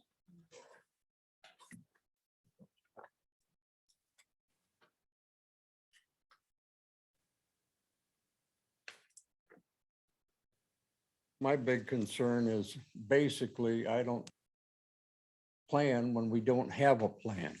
We have an idea, a scheme.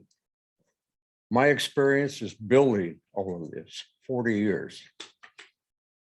Where's the source? You're not going to put this source into the groundwater. You can, if you send it up the hill above Butte College, that's its natural filtration. The only thing I can figure out is we're going to build pipelines from up there or someplace and have pipeline outlets. There won't be any injection into the groundwater. Nobody here drinks surface water. There's a reason. We can't put it in there. So everything is going to be private outputs. And the only help it's going to give the homeowner is maybe their shallow well will work again, but it won't be waiting for the water to come up until we have big storms. I don't think you can legally inject it unless you do it in a place that's going to get a proper filtration. And the main problem we have in Chico, to answer a question, is Chico has no water treatment plant. It only has chlorine because 20 years ago, it became a federal law. The water is that clean. You can't put what we have in the surface water into the basin. So let's have the people who've got this plan tell us, is there going to be big underground pipelines going to each farm to reduce the use out of the groundwater? But the only way I can see is pump it very expensively up to the 1,000 foot level and have it filter down naturally. Too many questions unanswered. Well, the only comment, Mr. Jewell, is that I think, as we pointed out, that whatever they decide to do is going to be reviewed and probably with an environmental impact report. So the very concerns you're raising will be considered. Okay, and another concern, or not a concern, but a good note. You mentioned that we could vote ourselves out of the district individually, I believe. That's correct, sir. You just simply make a request of the commission. So we can become our own little white square in the middle of all the green on that map. That's correct. Thank you. Okay, the next speaker is a Marty Dunlap.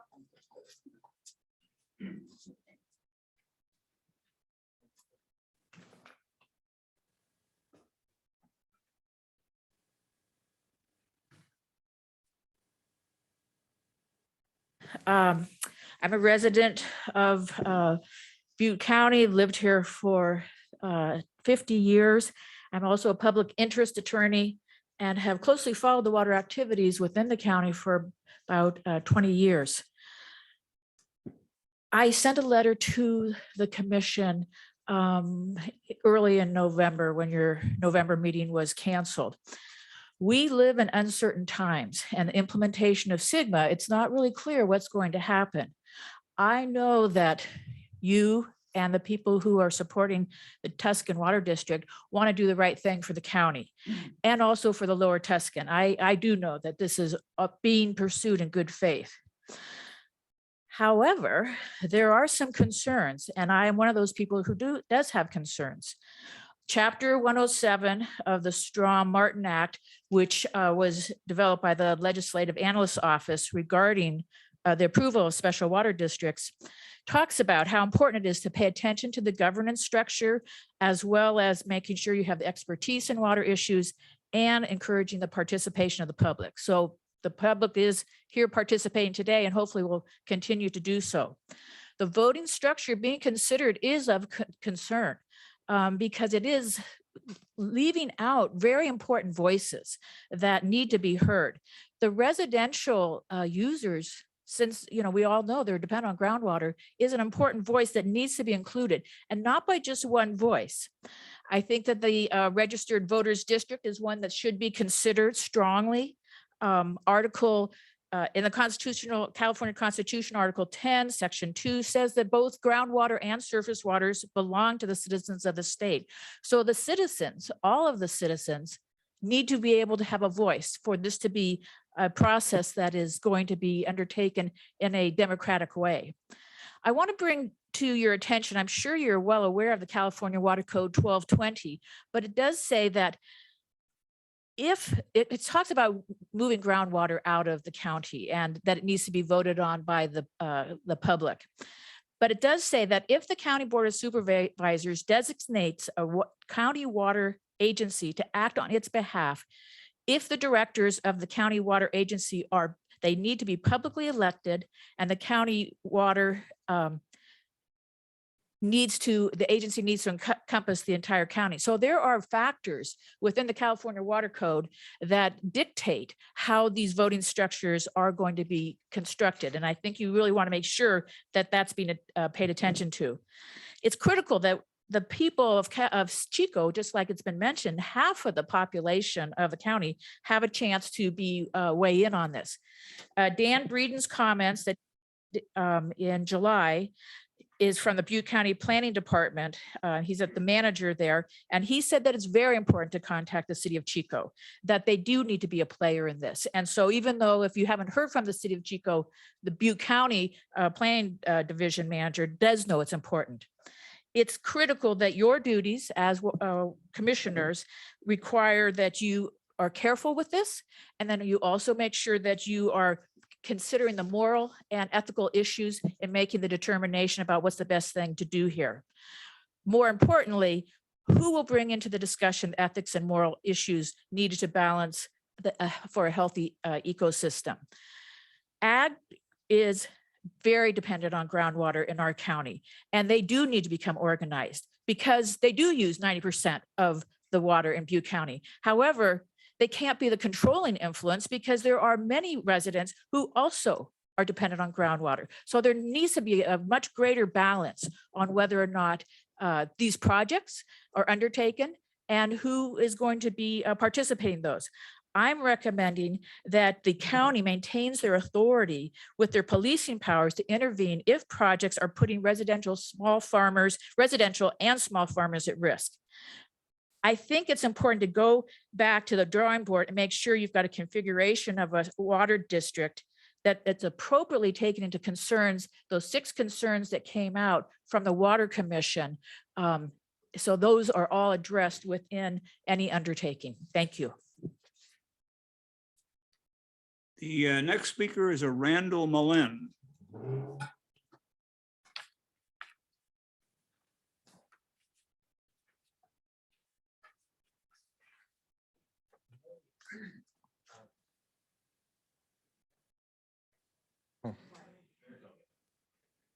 Get the red light off. Yes.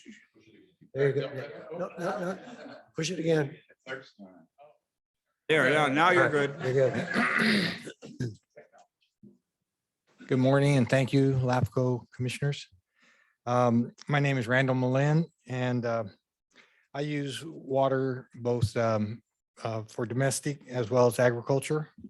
Probably agriculture is what I'm here representing. My concerns that a lot of this is proactive and hopefully will enable us to continue to farm our crops. So as water becomes more scarce. Groundwater has been monitored for decades. The groundwater continues to lower. I've watched it through the years like everyone else. Butte County's population has grown in 1951 from 65,000 to 202,000 in 2020. The drought years, we see Lake Oroville and our wells looking real sad. Wells are coming up dry and Lake Oroville looks like it is too.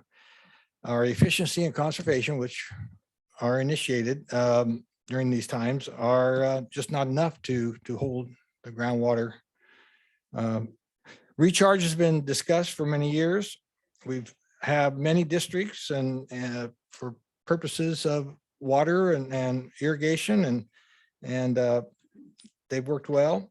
Certainly a big district we've all heard about is an outside district, Met Water District, LA. 85% of its water is imported through the state water projects. Lake Oroville is one of the major sources for the water in Southern California. We have an overdraft problem and it's been legislated that it needs to be fixed.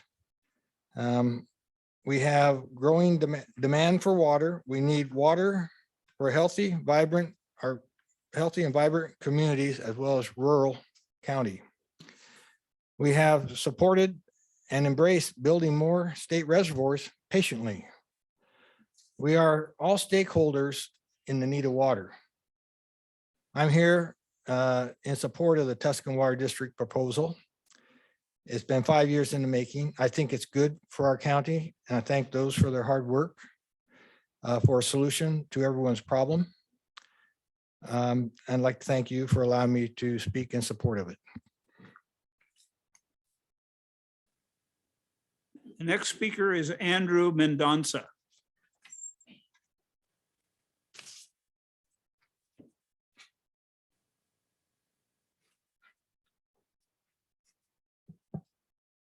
Morning. Thank you, LAFCo Commission. I feel that I offer a unique perspective into the local Sigma issue, given my family's rich Chico history. We have grown and thrived in Chico for over 100 years, both my mom's side and my dad's side.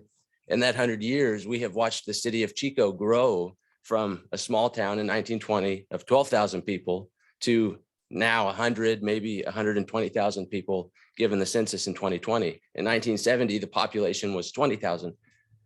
If you look at the water table over the last 50 years, we just had to lower a well on our farm. The well was dug in 1952. And in 1952, that well was only 12 feet deep. That's how deep the water table was. Now that water table is down at 50 feet. And I'm not here trying to point fingers or say anything, but we are all at this table and need to be a part of this discussion to try to fix this issue. I come before you today as a 4th-generation farmer and a 5th-generation Chico native, strongly urging your support of the Tuscan Water District. My wife and I rely on well water on our 1/3 of an acre surrounded by orchards and are just as concerned as everyone today. My family's farm, Mendonça Orchards, has been in the nut growing business for 101 years, growing to 600 farmed acres within the proposed district. We own and lease orchards that have been farmed by our family for multiple generations and generations of other families before that, some going back to the Bidwells. On our farm, sustainability has always been the biggest goal. Before sustainability was even a trendy word. Without water, our 101-year-old livelihood is gone. There are 75 other farming families with stories just like mine, many of which are also multi-generational. Over 1,000 individuals have signed petitions to be a part of the Sigma process, to join in Tuscan and be unified under one voice. It's Tuscan's goal to be proactive and involved so that we can protect our families and our livelihoods, but most importantly, Butte County's water table. Given our experience and our history, perhaps we know this aquifer better than anyone. Tuscan and its farmers have no desire to privatize it. We are merely trying to help be sustainable. In closing, I would just like you all to remember that agriculture has been the backbone of our community since its beginning. Much of Chico was once orchards. John Bidwell settled and farmed in this Superior region for its multitude of natural resources. Many innovations regarding the almond and nut industries were created by engineering pioneers right here in our very own Chico and Butte County orchards. We all know the slogan, Chico, where the nuts come from. With the approval of the Tuscan Water District, it is my family's hope that we can continue and Butte County can continue its mighty agricultural legacy for generations to come. Thank you. Les Herringer.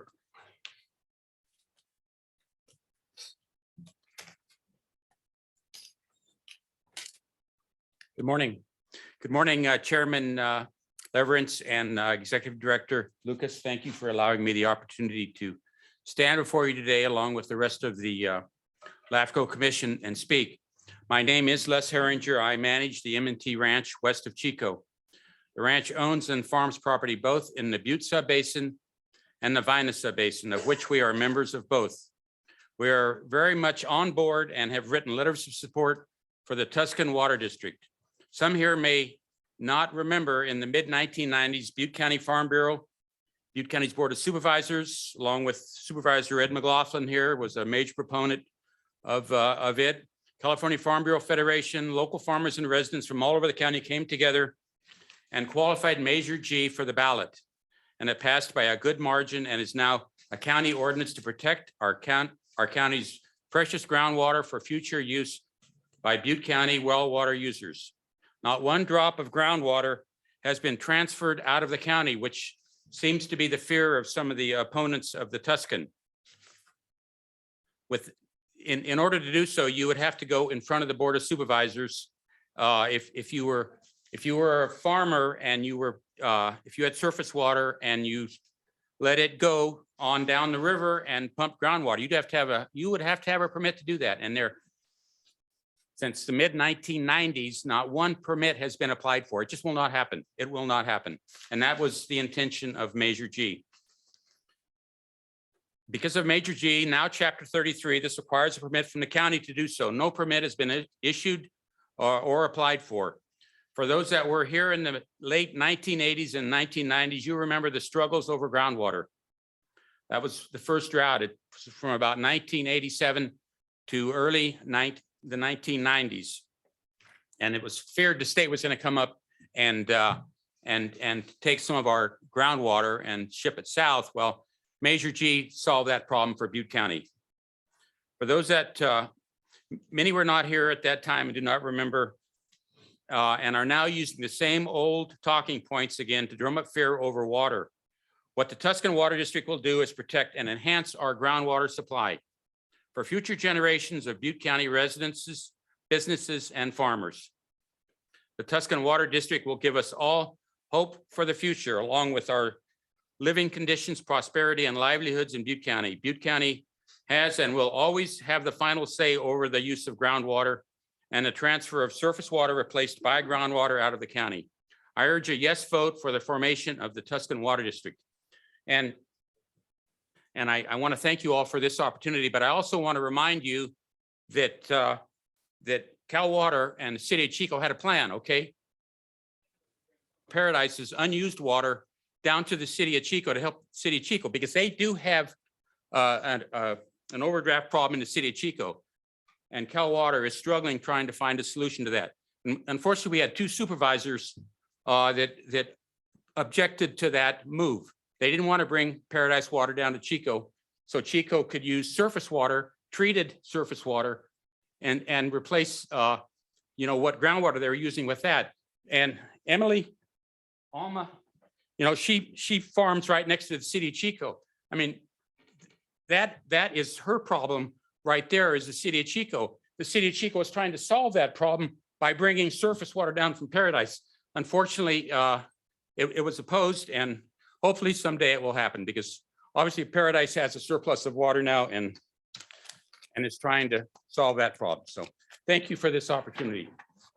Appreciate it. James Strong.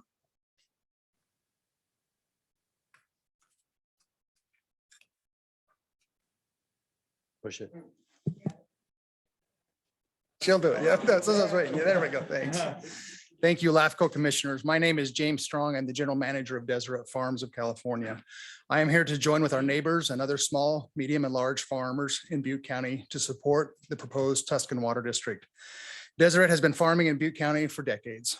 Over the years, our farming operation, the number of people we employ, the amount of taxes we pay, and the number of local businesses we work with and purchase products from has grown.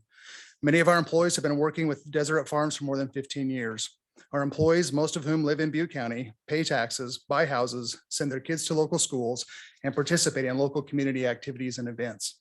We support the Tuscan Water District because we believe forming the water district is the best way to fix the local overdraft problem and create more certainty that we'll have sufficient water for our crops for future generations. Like our neighbors and other small, medium, and large farmers in the Vina Subbasin, we're not interested in sending groundwater out of the district. The application makes clear that any water imported into the district will stay local. Our employees and our neighbors are domestic well users, and we're concerned about the impact of overdraft on domestic wells. Forming the Tuscan Water District will be the fastest, most certain, and reliable way to fix the overdraft problem and help ensure that domestic wells won't go dry in the subbasin. Normally, we don't get involved in public debate. We're not loud or vocal. We are, however, committed to this issue because we care deeply about this community, our neighbors, our employees, and having reliable access to groundwater for our farm, our neighbors, and our employees for future generations. We respectfully request that you support formation of the Tuscan Water District. Thank you for your opportunity to provide these brief comments. Nadine Bailey.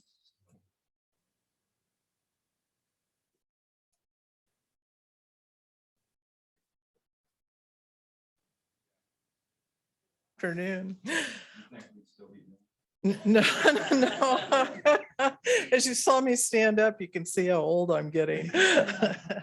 My name is Nadine Bailey. I work for Family Water Alliance, and I've been doing this for about 30 years. So maybe even a little longer, talking about these things. So as I was driving down here this morning, it's my favorite. I live in Anderson, so I drove down through the area we're talking about. The sun was coming up over the walnut farms and coming through those leaves. And I think about how many times I've taken that drive and how much that farmland means to me. A friend of mine from Modoc just unloaded his cows down there and put a video up of them jumping around. They're happy cows now. They're out of Modoc. They're down in the green grass. I waved at them as I went by.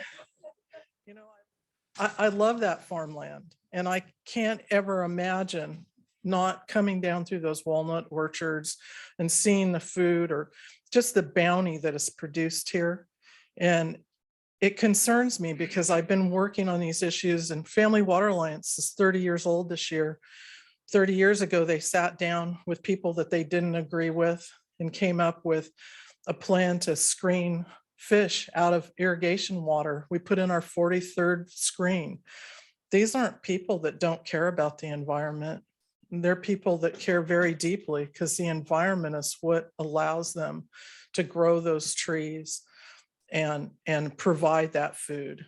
One of the things we've been doing as a history project for Family Water Alliance, and I interviewed Mary Wells. Well, Mary Wells has a ranch at the bottom of Sites Reservoir, which she'll lose. And I said, Mary, how can you do that? And she said, you see me, I'm the third generation here. You saw those pictures on the wall. That's the fourth, fifth, and we're raising up the sixth and seventh generation of farmers, and we need to have some water storage, and we need to fix some of our problems. That's the kind of sacrifice that I see every day. And I hear a lot of people say it. The Sacramento Valley is different. We don't industrial farm. We farm with a heart and a look at the future. And so Family Water Alliance supports the Tuscan Water District, and I hope you will all vote to do the same thing. Thank you very much. Darren Rice. Good morning, commissioners. It's a pleasure to finally be here after 5 years of rounding up the community to support this. I'm about 60 years old. I've been going to the Ammon Board Conference in Sacramento and Modesto for about the last 50 years, listening to the state legislatures speak in front of us and tell us about all the problems with water, and we can't do this, we can't do that. And they've basically done nothing for 50 years. And I realized after SGMA was passed and having spoken to Paul Goslin from the county that SGMA needs to happen. It's going to happen. It passed, and we need to get on board with it. And we need to be sustainable and responsible with what we do and how we manage the resources here in Butte County. Now, I believe all of this management starts right here locally, and that's why we have this groundswell of local support. We've gathered it together. It's been an honor to serve all these people and have their trust and support.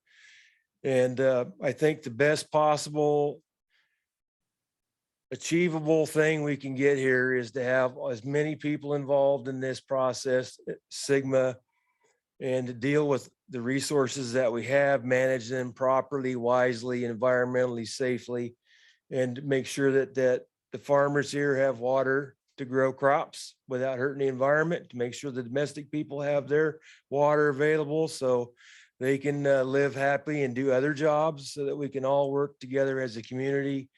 And with this structure of the GSAs, and this agency being approved, we can all work together and have the maximum amount of landowner and urban people together collaboratively working on our problem and solving it right here in Butte County. So I hope you support this Tuscan Water District movement. You guys, thank you very much for your time. We've gone about 2 hours, and some would say that's too long. In any event, as chairman, I'm going to go ahead and we're going to have about a 10-15 minute break. And we still have, I have a list here of about 13-14 more speakers, and then we have other things on our agenda. So we'll take that break and hopefully be ready to fire here a quarter after.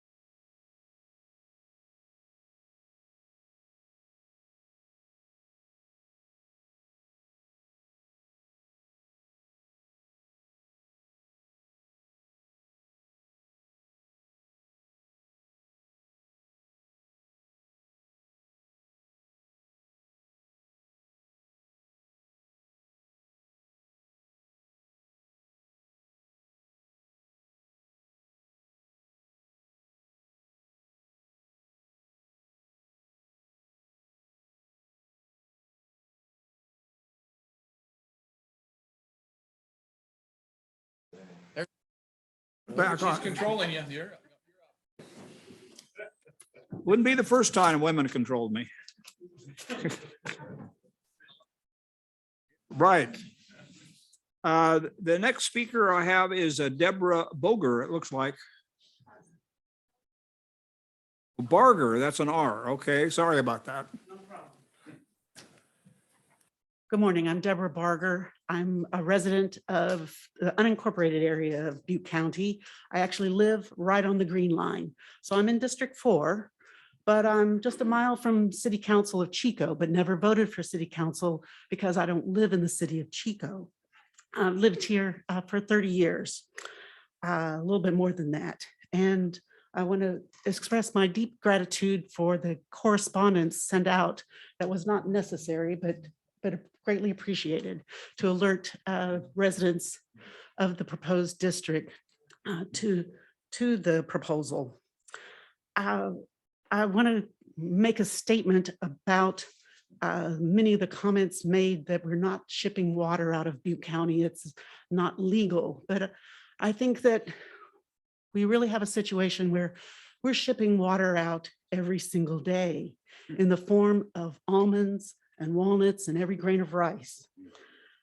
And I say that not because I oppose agriculture at all. I am very supportive of ag, came from an ag family, but our single acre, yes, we grow walnuts and almonds and fruit that we consume. It's not for commercial.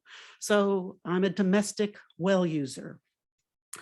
Among the many thousands of domestic well users in the proposed district. And my concern is that the process has not really provided a structure proposed to really protect domestic well users.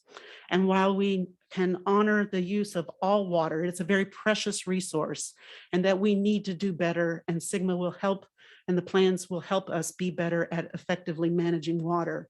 But I'm concerned that the proposal as stated to protect domestic well users is not in the process about the voting and the formation of the district. And for that reason, I ask you to be very cautious in embracing a democratic process that will recognize all users of water, because the domestic well users, as was said, maybe at 100-foot well. Excuse me, Ms. Barger, if I may, I'm going to pick up on and won't cut into your time at all, but I think there's some confusion or maybe misconception as far as the checks and balances. You're absolutely right about control of making sure that in your instance about water, for instance, leaving the Sacramento Valley or groundwater and so on. But I think it needs to be clear. Mr. Lucas in his presentation talked about how each of these districts, whether it's this district or any other district or public entity, is controlled by the laws relating to LAFCo, and they control latent powers. And so using other examples here, whether there was water coming down from the Paradise Irrigation District or sewer going up to Chico or from Chico to Paradise, all of those things would have to come to LAFCO. Yes. In addition to the Board of Supervisors. In other words, any public entity cannot extend service outside the area of their district without coming back to LAFCO. And so I want you to understand that it may not be built into the conditions of the staff report, although it sounds like the staff's got several conditions that they have in mind. But the very concern that you have, which is a very legitimate concern, is really covered under the code itself. In anyway, I wanted you to understand that. Well, I appreciate it, and I think I have not perhaps the greater understanding of many people present in the room that have researched it since it's fairly new. But the Water Code of California that LAFCO is promised to uphold, Section 106, it is hereby declared to be the established policy of this state that the use of water for domestic purposes is the highest use of water, and that the next highest use is for irrigation. And so I'm asking this body to be mindful of this code in the structure that should you vote to form this district, that the way the district is administered and voted upon protects that and upholds the water code. Thank you. The next speaker, Jim McCabe.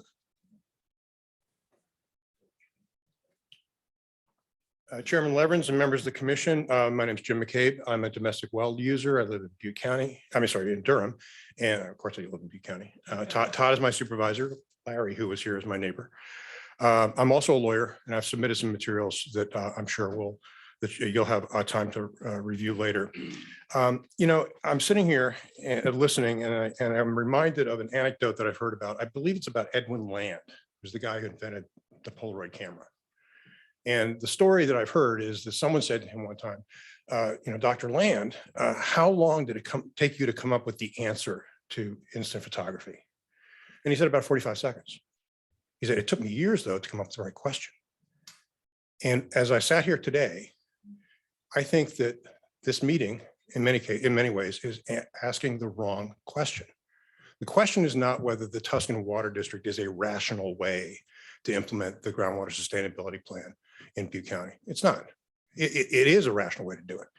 But that's not the question for LAFCo. The question for LAFCo is whether it is needed, whether a new government agency is needed to meet this need, whether a government agency is necessary, whether there are existing government agencies that could do it, such as the VINA GSA, and whether the new agency would be accountable to those that it serves. Now, listening to Mr. Giesentanner, it sounded in many ways like at times he was applying to become a licensed contractor by the state and the state contracting board, because they're just going to build projects that somebody else commissions. And at other times he was acting as if the Tuscan Water District was responsible for the work of the VINA GSA, that we have an overdraft problem that we need to solve. We have an agency that does that. They've already done it. They're damn near finished. And we don't need the Tuscan to come up with a solution to the overdraft. We need a way to implement the VINA GSA. And the question is whether or not this new district is needed to do that, and it's not. And it is in fact a proposal to institutionalize and enable an utterly terrible public policy. The policy concerns the VINA subbasin groundwater, which is an asset of the state of California, on which 120,000 people depend, with diverse user interests depend. The Tuscan proposal is deliberately designed to assure that industrial agricultural users dominate the decision-making process about Butte County's groundwater. And if adopted, it would put control of a public asset decision-making into the hands of fewer than 70 farming groups, the largest of which is a Utah nonprofit corporation. It would completely disenfranchise about 60,000 Butte County voters. It would create an oligarchy. And that's not an accident. Creating an oligarchy is the actual intention of the Tuscan proponents. The purpose of the TWD is to avoid the shared control of groundwater management. Public assets should be managed by the affected public, not by out-of-state corporations and a handful of the largest local groundwater users. Now, we have gotten to where we are today because county staff at the county and the Water Resource Department took it upon themselves to decide that Butte County voters should have no control over groundwater management, that the county's authority over groundwater management should be ceded to a handful of private landowners. That's not the role of county staff. And this body should protect the public interest in the management of public assets. To date, the staff preparing the application materials have not been critical. They have not been impartial. They've conducted a flawed process and served up to the commission a deficient basis for approving the application. We're here to ask you that you apply the actual legal standards for formation of a new district and to find that the application does not demonstrate the need element of the district formation criteria, and that a California water district cannot meet the accountability element of the definition in these circumstances. And that's because the district that is proposed and the area that is served are almost entirely distinct. We have 6,500 people in the district. We have 120,000 people who depend upon the groundwater basin, and 116,000 of those, or whatever the number is, have no voice in the management of the Tuscan Water District. And let me also remind the commission that the indemnity that the Tuscan proponent signed is likely unenforceable if the commission is sued over a decision approving the Tuscan on an inadequate showing. That's the city of Pismo Beach and County of San Luis Obispo decision from earlier this year. If I say I'm out of time, I would like to respond to one statement that Mr. Lucas made regarding the campaign finance issue. It is in fact required on this commission's forms that campaign finance disclosures be filed with the appropriate agency, in this case, be the county clerk, and also be filed with the commission. Now, you won't see that in the application that you have before you, because when they submitted it, the proponents covered up that part of the page with another sheet of paper when they photocopied it. But if you go back and look at the original form, on the notice of intent to circulate petition, section 2 is called disclosure. And there's boilerplate there that makes very clear that applicants are required to serve upon the commission campaign finance disclosure forms. Now, even if LAFCo didn't require that, it is something that the commission should be concerned about. If there's an obligation on the part of measure proponents to make campaign finance disclosures, that objective is not served if the commission goes ahead and makes a decision before the public has access to and an ability to comment upon those campaign finance disclosures. That's why District Attorney Ramsey has been asked to investigate. And one final point, it's a procedural point for the January hearing. The criticism of the Tuscan proposal cannot be effectively offered in 3-minute segments, or even with the commission's indulgence, 6-minute segments by a dozen different speakers or 24 different speakers. At the January hearing, I would ask that the commission allow opposition to the proposal to present an organized presentation of comparable length to that presented by the proponents, in fairness to the orderly development of a record upon which the commission can make a decision. So, and if the commission wants to ask me to organize that, I'm happy to do so, or ask someone else to organize it. But I think it would be a smart thing to do so that we have a full presentation on both sides of the issue. Thank you. The next speaker is Paul Bear.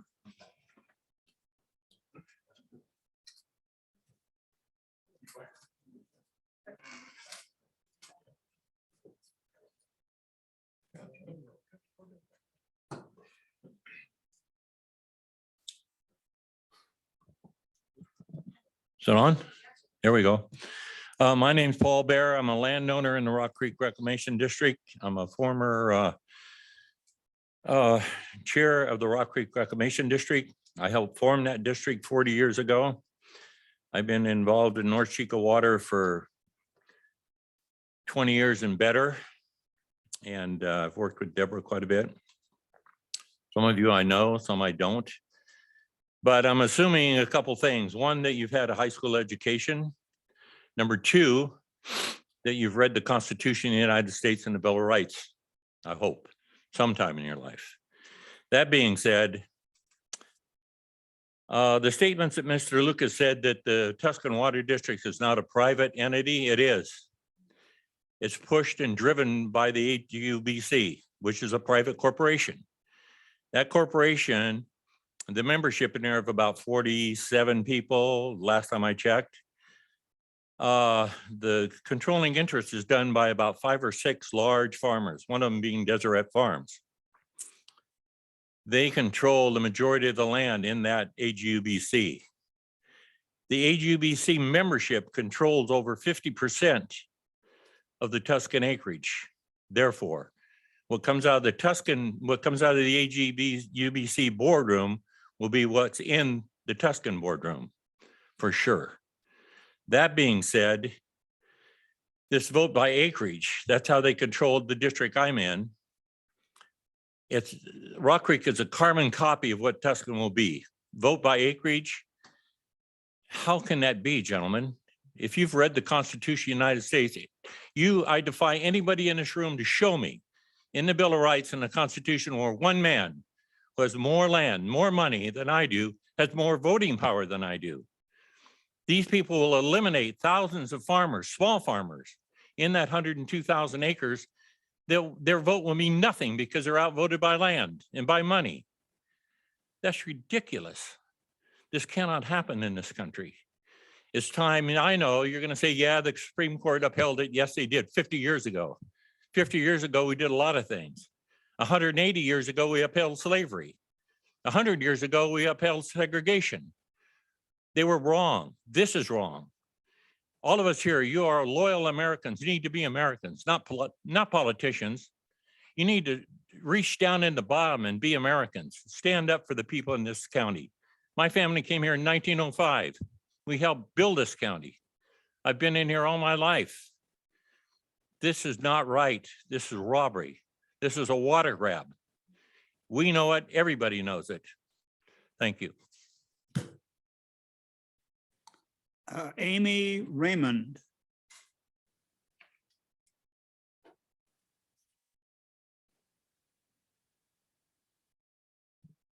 Thank you very much. My name's Amy Raymond. I am currently a Butte County Water Commissioner and also was a trustee on the Rock Creek Reclamation District. I hope you can have, I created a PowerPoint deck and I wanted to bring actually some facts. And I was hoping that you could take a look at some information about the characteristics of the Tuscan Water District.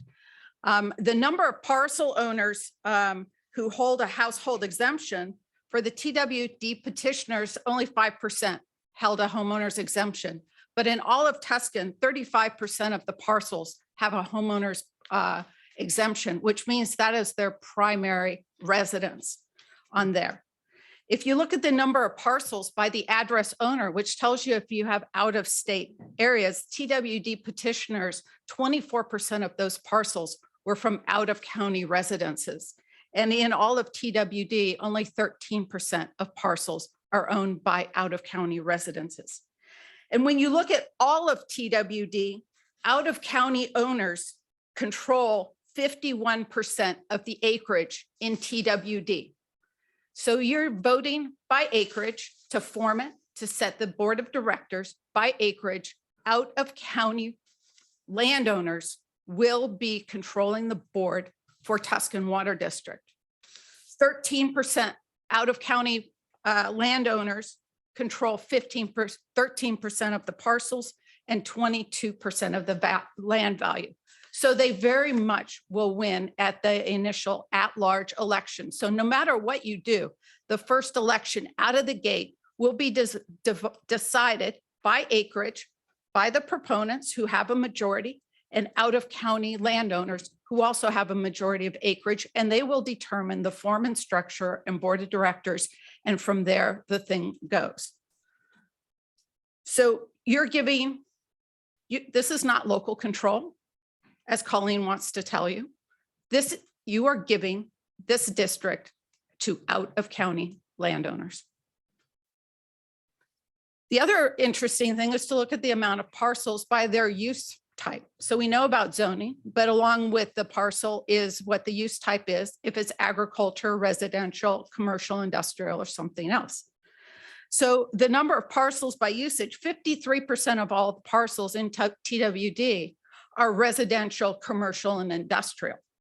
But the TWD petitioners, 94% of their parcels are agricultural. There are only 6% residential or industrial or commercial. And in fact, there are only one parcel there. So they are not representative of the parcels of the land. And by acreage, TWD petitioners are 99% agricultural, but inside of all of TWD, only 8% of the acreage is residential, commercial, or industrial. So your opt-out position of, well, when we get to 50% residential, commercial, industrial, you can go to registered voter. That's not going to happen. It's only 8% of the acres are not ag. And you have the green line pushing against it. This district will never flip to a registered voter district, given the way the acreage lays out. And by land value, 33% of the land value in all of TWD is residential, industrial, and commercial on that. Whereas the petitioners, 99% of their land value is in agriculture. So only 2%. So again, They are not representative. The petitioners own the ag land, and they are out of county, and they are by and large 51% of the petitioners are actually out of county landowners. So in conclusion, the TWD's petitioners don't look like the rest of TWD. They're not homeowners. They are more likely to reside out of county, and they're exclusively land users. Only 8% of the acreage is non-ag, so you will never opt out to the registered voter district. And out of county landowners will control 51% of TWD acreage. This is not local control. The VINA GSA is elected by local residents. The VINA GSA has the authority and responsibility to implement the GSP. And they have not asked for help. They have not said we need somebody else to step in to do this work. So to what Jim said, there is no need that has been established to have anybody come in to do it. The White District is owned by the County of Butte, and Butte County is very capable of executing any of these projects. And the last thing I like to say is VINA GSA is overdrafted by 10,000 acre feet a year. The Farmland Reserve files a water diversion report every year with state of California that indicates that they are diverting 5,300 acre feet of surface water down the Sac River and are pumping groundwater in lieu of doing that. They have not filed a Chapter 33 permit. So to what has been said before, there is no enforcement god out looking for Chapter 33 violations. They're simply waiting for somebody to do it. If somebody is violating Chapter 33, they are not showing up and nobody is looking for them. But right in plain view, Farmland Reserve, Mr. Todd Turley signs it, 5,300 acre feet, half of the deficit on one diversion permit goes down the Sac River. And granted, it goes for, fish and agriculture, or goes to the Delta, however it is used. But it's the right of Butte County to know that 5,000 acre feet is now being pumped in VINA that was being used as surface water. And that's not right. And that is half of your deficit. So do you need water coming down Paradise? That's 10,000 acre feet. So you're going to spend tens of millions of dollars to send 10,000 acre feet down the hill when 5,000 acre feet is simply because Farmland Reserve finds it easier to pump groundwater for their new irrigation system than to use the surface water. So again, there is no need. And what you're about to do, if you go forward with it, as it is, it's been highly couched, is you are handing the keys to the kingdom to out of county landowners. They don't live here. They don't even live near us. Thank you. Mark Kearns.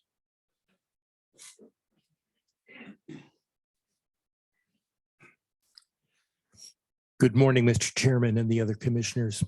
Thank you for allowing me to speak.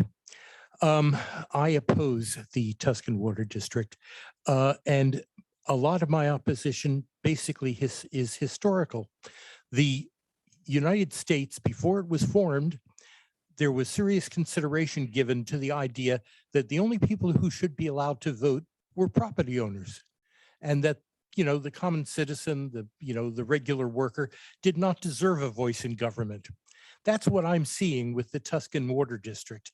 Its board would be voted on by the 6 largest landowners in this county. It would also, they would each get a number of votes depending on how many acres they owned, which means they would control the board. And the common citizen like myself would have absolutely no say in it.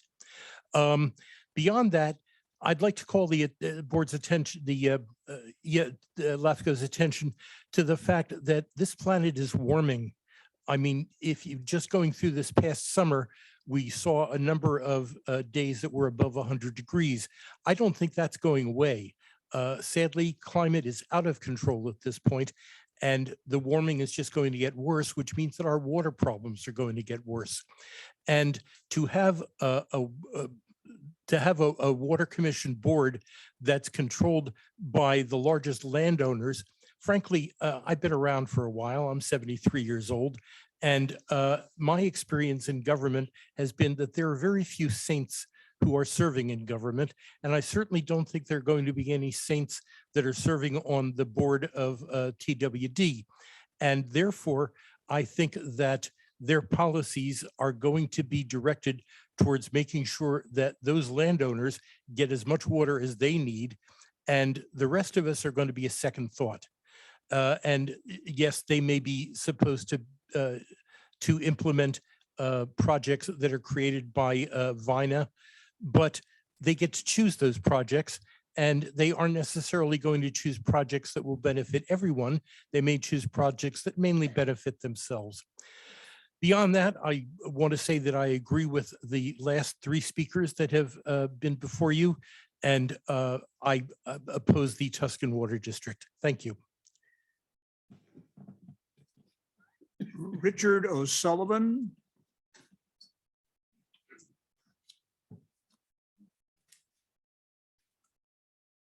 And thank you. Good morning and thank you. I'm Richard O'Sullivan. I'm a farmer in the Tuscan Water District area. I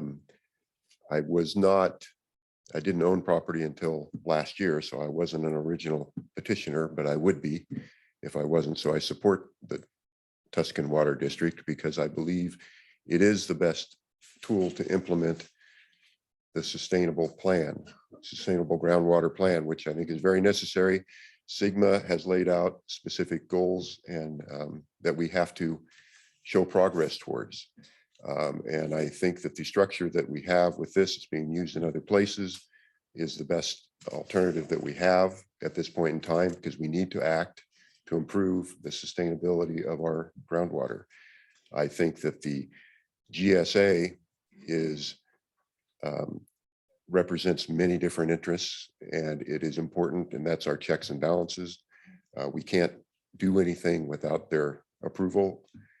And then we also have to show progress to the state. SGMA requires that something be done and that we improve that, or more drastic measures will be taken. I'd also like to say that I am a domestic well user also, and I support the TWD. Thank you.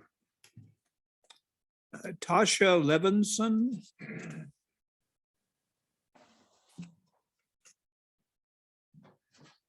Good morning. Tasha Levinson. I'm a resident of Oroville, so I'm not in the Tuscan Water District. However, since we get our water through Cal Water, which also gets some through the fractured rock structure, we apparently also benefit from the Tuscan aquifer. So it does affect us, what you're doing.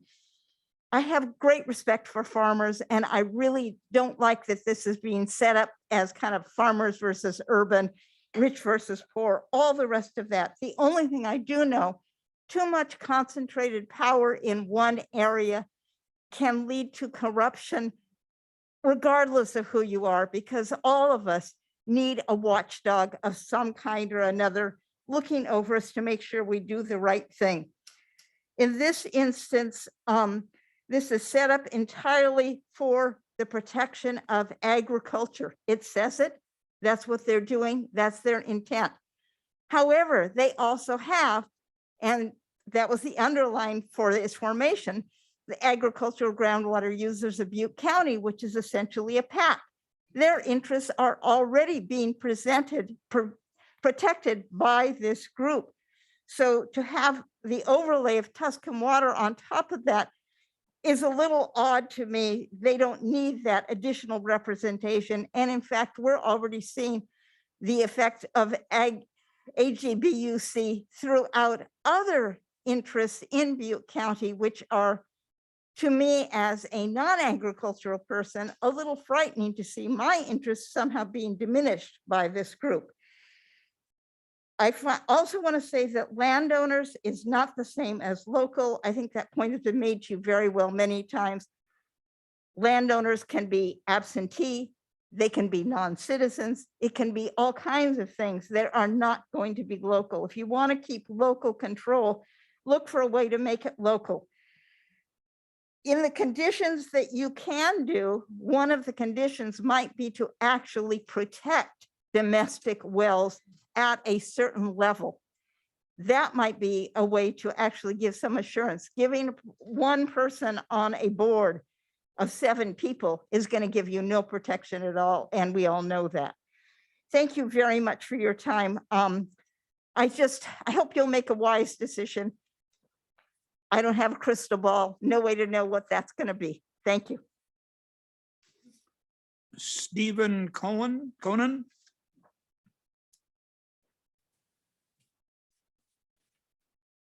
Good morning. I'm Stephen Conan. My family has been farming in both Butte and Glenn counties for 5 generations. And I just found out that I technically, I guess, am one of the out of county owners because our office sits 4,000 feet from the county line. So anyway, I'm gonna keep it short and sweet. I'm part of Tuscan for 2 reasons. Really to ensure that my future generations forward, my kids and their kids have the same opportunities that I did to carry on the family farm, and also the common ground that I think both the opponents and proponents have. We want to make sure that the water that we have here stays here. And that's really what Tuscan's all about. We have a problem, we can fix it, and let's make sure that we all have enough water here to keep doing what we're all doing. Thank you. Richard Harriman.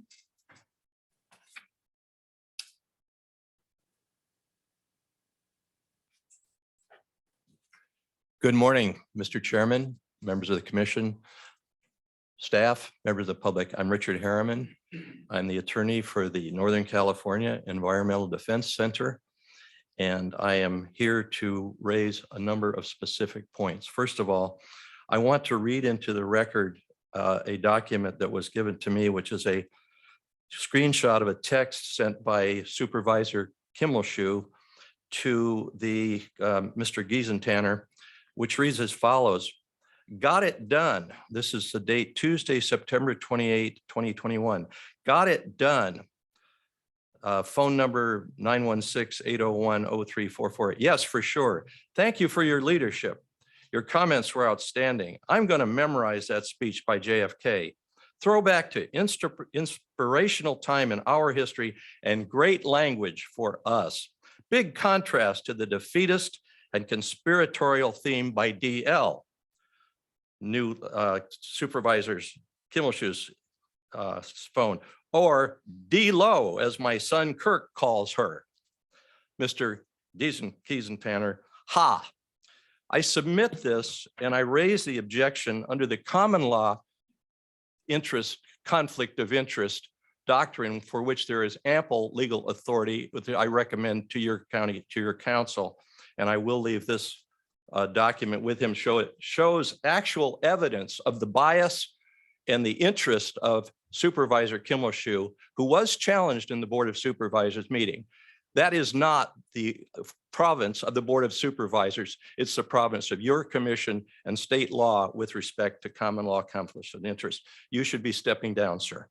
Secondly, I wanted to focus on an issue that follows from the presentations by Mr. McCabe and Ms. Raymond, and I support their positions and join in the procedural objections that the application and petition before you is inadequate by your own rules and standards. That's developed in the written comments by other people.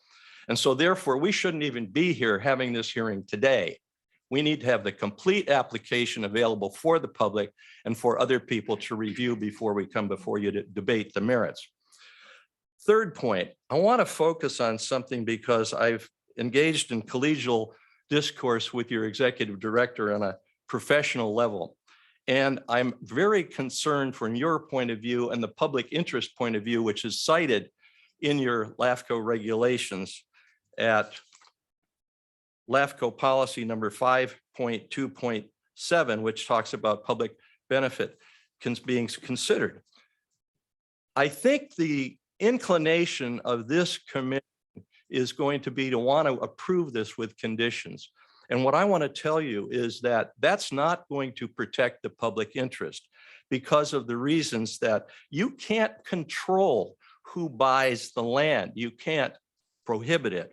You can't control the state legislatures amending the district as it's been formed by legislative action. You have no control over that. There's no condition that you can adopt which will allow that control. And finally, I wanted to address one of the points that was raised by Mr. Giesenthaler, which is the reason for this project is being proposed in this form is because it's the quickest, most efficient, and the best way to proceed. Well, I respectfully submit that you need to look at the amount of time that it's going to take for this particular district to get up and in formation and completely be formed, because one of the conditions that's required by your policies is that you will be doing a fiscal analysis prepared by LAFCo before the formation can be complete. So even if you adopt it, after you get through the hearings and all the legal work and so on and so forth, this district is not going to be able to be up and operating for probably 3 to 5 years at the most, at the very least. And so that's not the most efficient way. And the other argument that I made before the Board of Supervisors is that there was no analysis provided, and there is none provided in your staff report or evidence that I'm aware of, that there's been any evaluation of whether or not the Board of Supervisors and the county should use the Department of Water Resources and Conservation, which is already set up. It's got a budget of, according to the 2021-22 resource budget, is $5,822,083.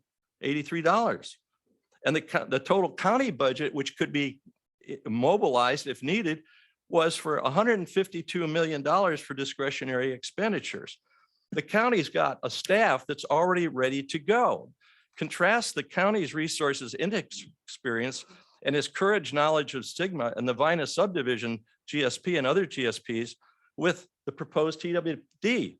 These people could barely get to this point. They don't have the skill to be able to take this task on. A cursory examination of the applicant's incomplete and impermissibly vague plan for services and budget reveals that the TWD application is defective. And also, it doesn't include any of the costs for formation, really. And those are costs that Mr. Kimbleshoe is going to recover if he's a landowner, and this gets paid into the TWD. So I would respectfully submit that you bring this back when the applications are complete. And in the meantime, the quickest and most expeditious and efficient way for this matter to be addressed is for agriculture to recognize that it will take 10,000 acre feet, according to the document that was adopted in the GSP, takes 10,000 acre feet to bring it back into balance. How come you can't bring that balance by demand control? Why can't you bring that demand balance by financing? That can bring the aquifer back into balance within a very short period of time. Finally, I really want you to read DWR Bulletin 118, which shows that since 1978, DWR has had as a policy and proposal and focus trying to get a water bank developed in this community where we have 16 million acre feet of storage in the Tuscan aquifer by staff's projection. The soon as you get this district formed, the next thing you're going to be seeing is a water bank. And I cite as evidence for that. Look at the Kern County Water Bank. Look what Resnick did with that water bank. He got control of it through agricultural uses, and then he controlled the whole Kern County Water Bank. That water gets sent down to MWD and is used south of Tehachapi's. We're being set up here to get a water bank created, water privatized, the monetary benefit going to a small group of private owners to be sold out of county and down south of the Delta. Please do not approve this proposal, even with conditions that may be provided by staff. You can't control the process. You do not have control over, and LAFCo never will. Thank you for the opportunity to comment. Brian Morey.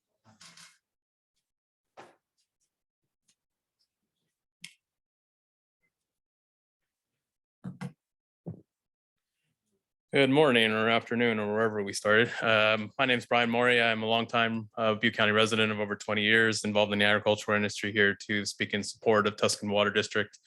A few points just to preface, as my role representing the landowners that I work for in the agricultural industry, I've been involved in Sigma boards on the advisory roles in Tama and Glenn County, in our neighboring counties, and through that have done an enormous amount of due diligence on water and plowing through countless hours of hydrographs and meetings and Sigma meetings over the last several years.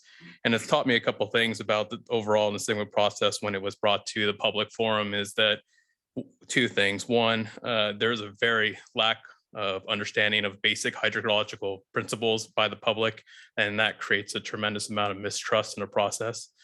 And I don't know how, even through all the communication in the world, that doesn't get solved overnight.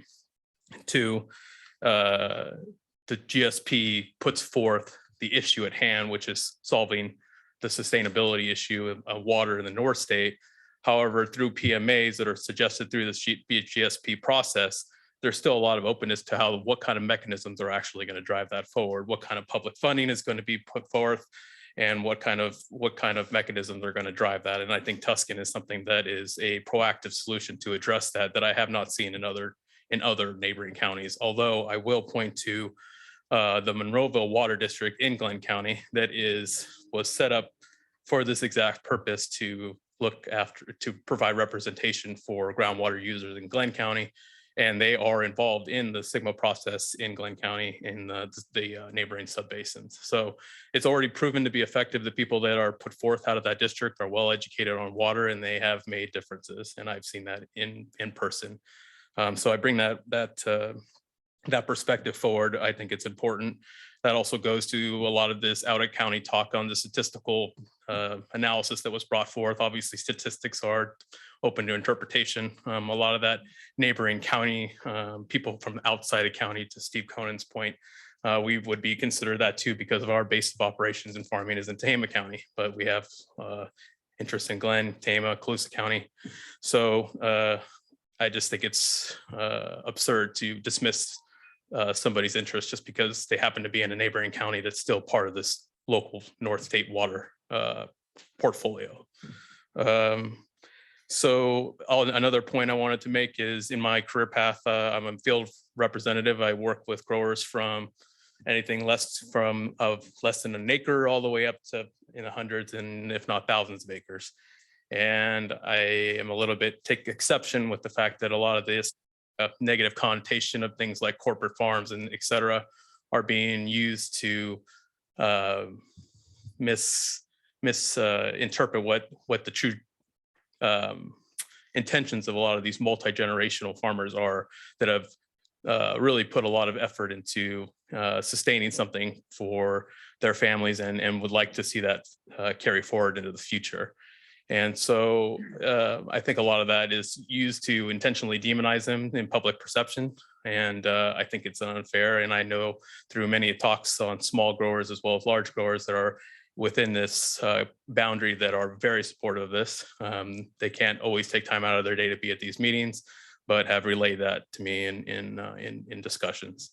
So one final point I also wanted to make, there's been some talk as to this benefit, or it seems like they always look at this representation of the 6,000 and the effect on the 120,000, but they don't talk about the beneficial effect of a county, of Butte County, which is unique in a sense where it is planted out in terms of the agricultural land. We're in a very unique situation where in good water years, we have excellent recharge, and we've actually diminished some of the agricultural land use and water use over the last decades. So if we have this 10,000 acre foot deficit, if we solve that issue through some of these proactive actions, we really are in a very good position to really make this entire basin sustainable for all users. And that 120,000 would benefit for that. And the smaller growers, even though you look at the larger landowners would be footing the bill through this, a lot of this water assessments. People don't talk about the benefit of the land use, the larger growers that are, if they're able to lift the basin and make water more sustainable, the smaller growers that are involved in that are also going to benefit from that as well. And that makes it sustainable for their own use. So I think it's conveniently left out a lot, the benefit that would provide. So those are just some of the things I have perspective through my experiences through the SIGMA process. I again urge you to support Tuscan Water District. I appreciate your time. Thank you.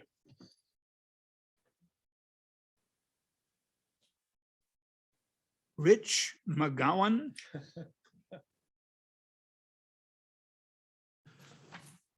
Am I on? Yeah. Well, what is now good afternoon, Mr. Chairman and commissioners. Excuse me, I gotta get my glasses on. Age. I've never been claimed that I'm a saint, but I will claim that I am a good citizen that's interested in a great water source here locally. So with that, thank you for this opportunity. I am Rich McGowan. I'm here representing the proponents for the Tuscan Water District. The formation of the district will be a benefit for the preservation of groundwater for agricultural and domestic well users collectively. This is not a new undertaking, as noted by Board of Supervisors Resolution 17-170, which states Butte County will work constructively, cooperatively, and collaboratively with landowners on the formation process of a new eligible local agency. It should also be noted that Pass County Administrative Officer Paul Hahn has stated the following, and I quote, "In my opinion, the formation of the district is a practical solution to coordinating and managing the groundwater in such a large and currently unserved wide area." In addition, past Butte County Water and Resource Director Paul Goslin states the water district would serve a critical role in providing surface water to existing groundwater dependent ag areas and domestic areas as well, of course. The application lists many various letters of support. I won't go through all of them. Congressman Lamoffa, Gallagher, et cetera, many of the surface water districts, Naqua, Monroeville, they're listed in our application. And I think this should illustrate and confirm that Tuscan Water District is the right vehicle to work collaboratively with these existing agencies and groups to provide solutions for problems, not create them. And I think we need solutions. We don't need problems. In conclusion, the principal objective of Tuscan Water District is to create a local agency to evaluate, fund, implement, and oversee projects and actions to achieve groundwater sustainability under the Groundwater Sustainability Plan to be adopted by the Vina and Rock Creek GSAs. And so thank you for this opportunity. I would suggest that this is a benefit to the entire county, not just agriculture. I am a domestic well user. Many of my neighbors are domestic well users. And the fact that agriculture is willing to the solution, not only to preserve the water source, but in the event that we're allowed to do this, it will also help preserve the levels for the domestic well user. So thank you for your attention. Susan Schrader.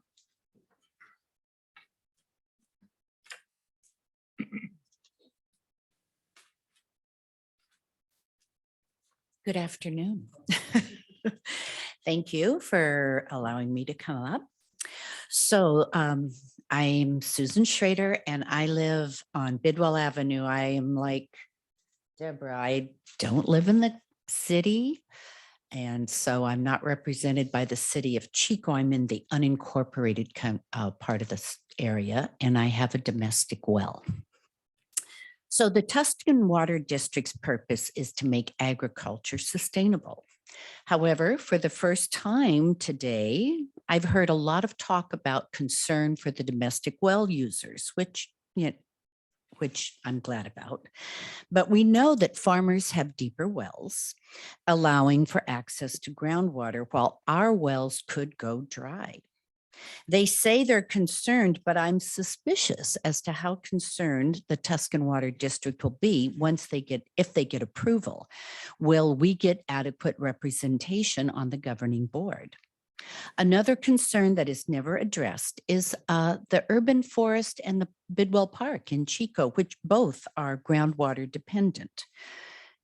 I don't want to end up like the well owners in the city of Orland and seeing our trees and all stressed out and dying because the groundwater has been lowered too much, even though the farmers can still access it. So, and another question is, where is more water going to come from? In this age of, climate change and drought, that is really a question, a big question. So, and they talk about building infrastructure, but any infrastructure pipes and stuff that can move water around can easily move it out, especially if the state declares an emergency. Anything that we've written in can be overridden. And as Mr. Harriman noted, they could want us to join the water bank. So, why wouldn't the state want to access our water? So I think we need to be very careful before we start talking about building infrastructure and bringing water in and all that. I'm supportive of Ms. Raymond and Mr. Harriman and Mr. McCabe, their contention that the VINA GSA is capable of managing our groundwater. It's a more public entity that would allow for a more diverse representation of all stakeholders who share the groundwater. Climate change and drought are a reality, and giving the Tuscan Water District so much control over our precious groundwater is dangerous. Their agricultural concerns in the end will take precedence over every other concern. So, thank you. Jerry Mahode.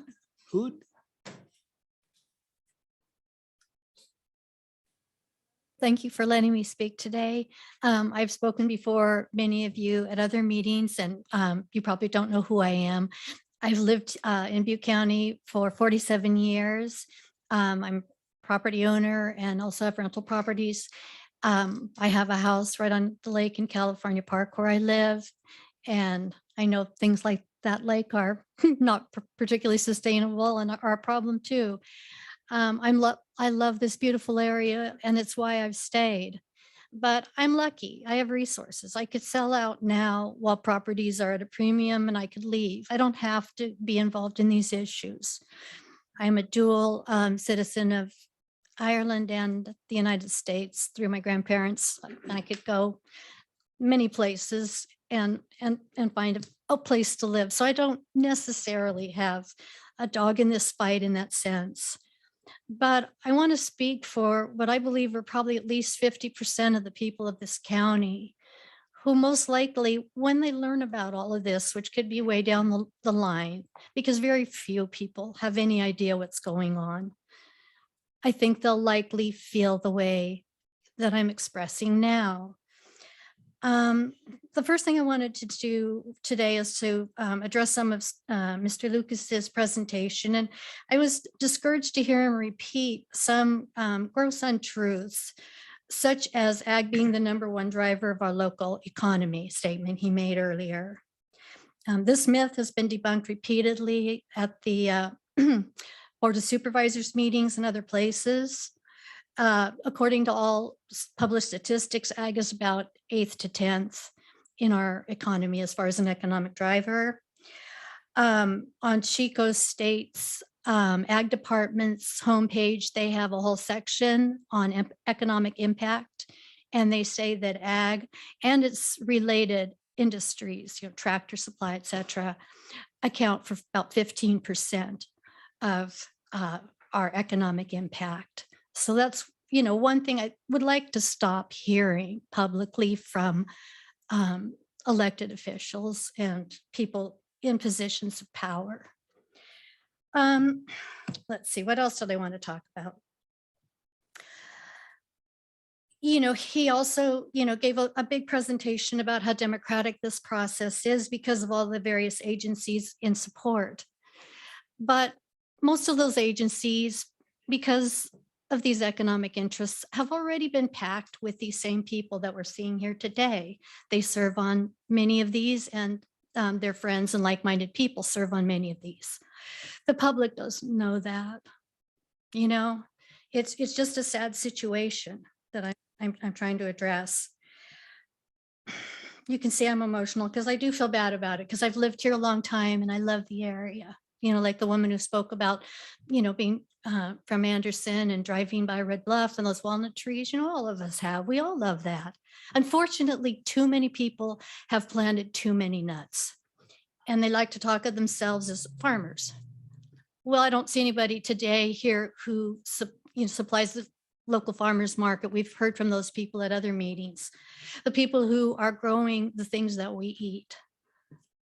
Those are the farmers. They're not represented here. The nut people. This is all about large nut growing entities, is what this is all about. As much as, they'll talk about 5th generation farm, and a lot of those are 5th generation nut farms. And I wish them the best. I don't have anything against them, except that we're in a different situation now. There's been too much of that planted and there's too little water. And we've got to figure out how to handle that situation. Okay. So anyway, I'll try to continue. I can see this as a done deal. This is obviously a done deal. It's obvious when Steve Lucas immediately at break went over to Bill Connolly. It was obvious when Todd Kimmelshoe interrupted the first half to make complimentary comments to Steve. It's obvious, how this is wrapped up and who's wrapped this up.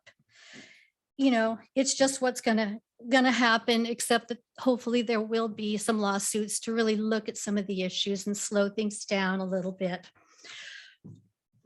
Yes, we are exporting our water. Maybe they can't send it for profit. The agricultural people can't send it for profit right now, down to the southern part of the state. But we're exporting it, as people have said, 1 nut at a time, 2 gallons per 1 nut at a time. We're exporting this water in the Tuscan Aquifer, which belongs to all the citizens. And who's benefiting from that? The people who want this Tuscan water district. No one else is going to benefit.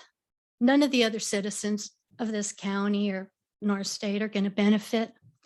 And they've made sure of that. They've made sure of that because nobody else is going to have any kind of a voice on their board or decision-making. Their plan, they talk about, when I've come to meetings, I hear they say, we're going to draw down the aquifer and then we're going to inject the new water in. Well, I want to talk a little later about that idea of injecting the new water in. There's a lot of uncertainty around that. Sorry. I'm just really, I feel sad about a lot of things, and maybe it's coming up right now, but they're all related to this. They're all related to how humankind has managed the planet, has managed our affairs, and it's getting grim. It's getting push come to shove. And people who have these strong economic interests, they really want to make sure they continue to wring every last dollar into their pocket out of these nuts, no matter what. They talk about how they are concerned about these other interests, the community at large, the urban forest, smaller landowners, smaller well owners, that sort of thing. But if they did care about these interests would be invited to have a seat at the table, to be a true counterbalancing voting bloc of the Tuscan Water District.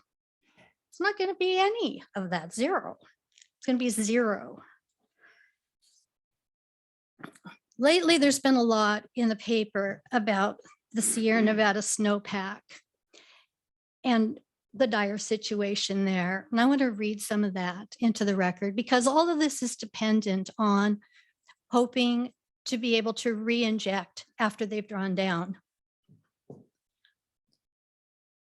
Okay, some of the things, this was in a recent article in the San Francisco Chronicle. You may feel like that might be a liberal voice or whatever, but it draws on many studies, including from the Lawrence Livermore Lab, UCLA, and all of these people have these articles that say the same things. As the climate continues to warm, more and more of the snow falling on California's mountains will be replaced by rain. Already in recent decades, the snow season has shrunk by a month, while snow levels have moved upward by 1,200 feet. Scientists and water managers say that at some point, California's snowpack could simply disappear. This would leave the state without the crucial spring and summer melt-off that fills rivers and streams, nourishes plants and animals, and provides a huge chunk of the water supply. The snowless future, according to a new study led by researchers at Lawrence Berkeley National Laboratory, could arrive in California, Sierra Nevada in as soon as 25 years. Well, that would be about 2046. And we don't have to be sustainable till 2040.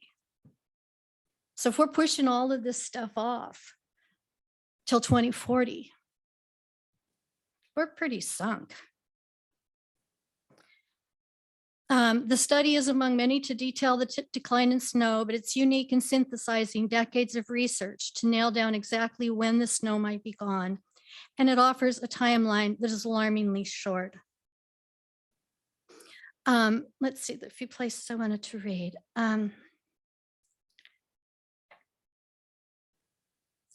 Okay, a new study published last month in the journal Nature Reviews Earth and Environment projects that by the late 2040s, half of the area historically covered by snow in the Sierra will likely have low or no snow for 5 straight years, given current warming trends. By the late 2050s, it could be 10 straight years that the same area sees low or no snow.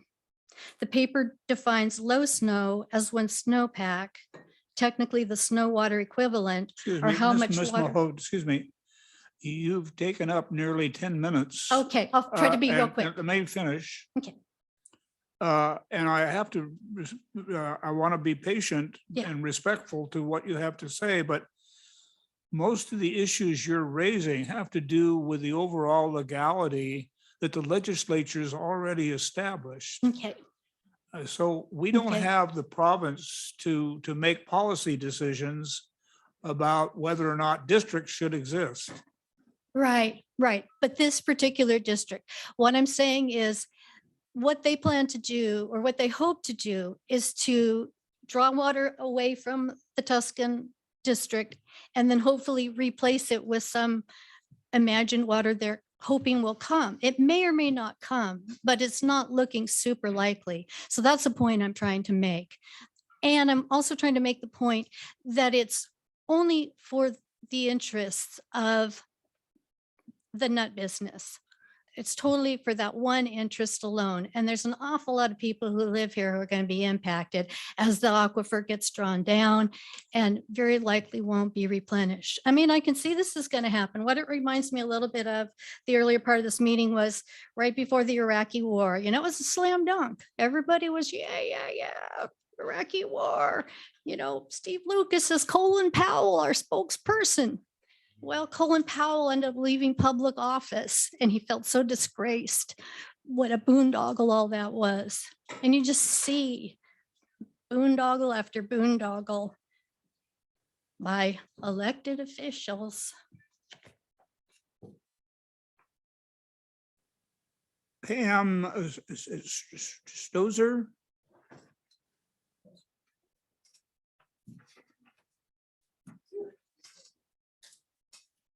Good afternoon. That's a hard act to follow. Thanks, Jerry. Yeah, I just want to extend my gratitude to all the eloquent speakers here today, because I am not one of them.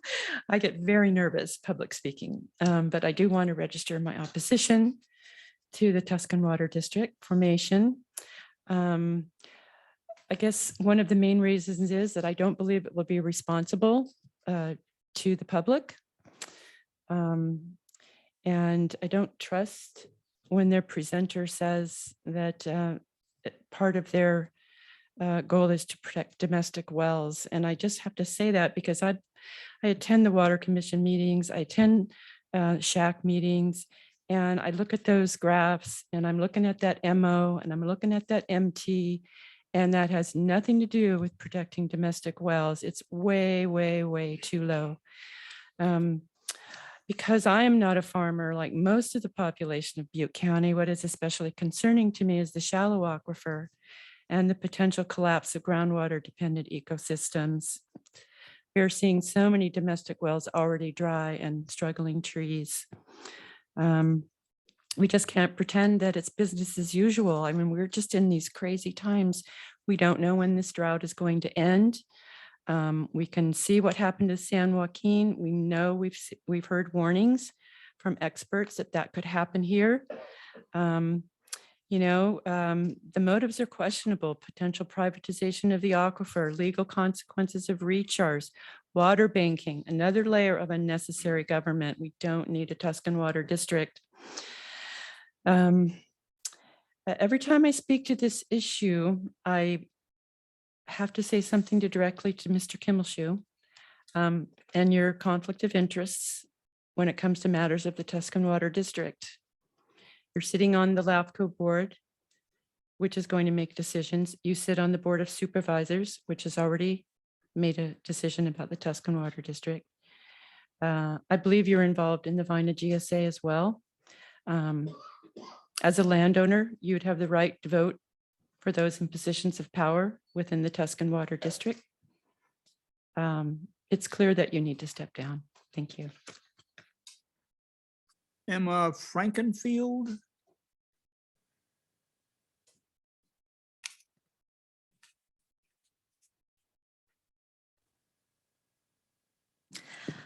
Come on. Okay. I'm here to voice my opposition to the formation of the Tuscan Water District, the TWD, because it puts too much power into the hands of too few. I'm a registered voter who depends on a domestic well that would be in the TWD. I am one of 1,800 well owners on less than 10 acres who will have no say in any of the decisions made on the use and management of our groundwater. I have removed all my lawn and replaced it with low water plants, and I use a drip system. I try to be water wise. It's time for all well owners, including farmers, to come together and work on a plan for sustainability for our aquifer. If we don't all conserve, it could mean a drawing down of our groundwater to levels that may see domestic wells go dry. However, even under those circumstances, well owners would be held responsible for their yearly fees to the district, as well as their required portion of the cost for district projects. That would be a very bitter pill to swallow, knowing that absentee corporate farm owners would be drawing profits generated by the sale of crops grown using our local groundwater. The two largest acreage holders in the district would be the Mormon Church, headquartered in Utah, owning 11,817 acres, and a corporation based in San Francisco, owning 9,000 acres. In the district's property-weighted voting, they would have a very strong voice. All local owners of wells should have a voice and a vote in district decisions. Absentee corporate owners should not. Merrill Goodall, who was a professor of political science at Claremont College and researched the voting structures of California's water districts, found that there are two distinct kinds: property weighted versus one person, one vote districts. Research conducted with colleagues showed that the one person, one vote districts outperformed the property weighted districts in every way. To quote Goodall, two distinct political systems are found in rural California. One tends to be Democratic in form, and the other organized by local or absentee propertied elites. The latter is the system we are seeing in the TWD. And if you don't find that disturbing, you might watch the documentary available for rent on Amazon called Water and Power, a California Heist. See what happened in Kern County when an ag corporation gained control of the county's water. Water is a public resource, and our elected officials need to protect all of us, not just the wealthy elites and largest landowners. Say no to the Tuscan Water District. Thank you. Mike Reams.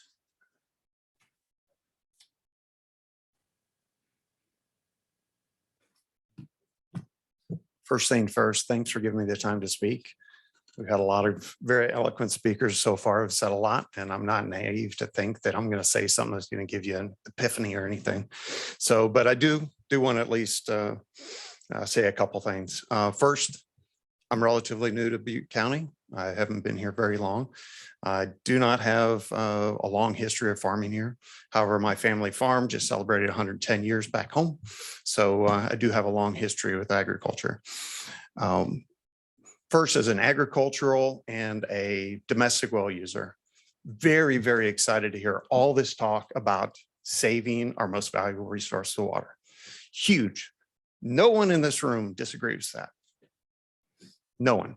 So what I have to ask is, why Tuscan Water? Why the district? So if you knew me, and none of you do, I'm new, we've already established that, is that I am very anti-establishment. I am not a big fan of government power. I don't like it. I prefer to have private entities have the most influence over things as much as possible.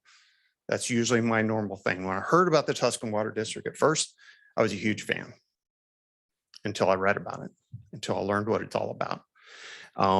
What this reminds me of is the days of the European lords, which were the wealthy landowners taking control of everything, and us peasants having no control over anything. That's what it feels like. I will, with my 5 acres, will have zero say on what my domestic well and what my agricultural well will say and do. Nothing. So what I'm generally very trusting individual. Grew up in the Midwest. First thing is trust until someone proves you differently. That's where I went into this thing until I read more and more about it. When I read about the way the power is being taken by the bigger landowners, they're going to have the big say in everything. That's not the way this country was set up. The one person, one vote is the way this country is set up. So when we look at this one and we look at the way they're going to have a say on everything that's going to impact the multiple people out there with no say, it feels like government taxation without representation. We don't have any say. So ultimately, when I look at it, it's not democratic. If we were to have one person, one vote, then it would be. So I have to ask, this way this is set up by acreage voting, what are they scared of? What are they worried that us lowly, low landowners are going to have to say about them and what is done? So what I would like to respectfully request is you guys deny this application. But after hearing what's been presented, I think that may be premature. What I would like to do is ask that you allow at the minimum what Ms. Alma and Mr. McCabe requested. Give an equal opportunity for the people that are against the water district being formed an opportunity to present their case to you. That opportunity was not presented. So if you would please at least give us that opportunity. I would be happy to help any of them put it together. I will donate my time, but please at least give us that opportunity. Thank you very much. Priscilla Hanford.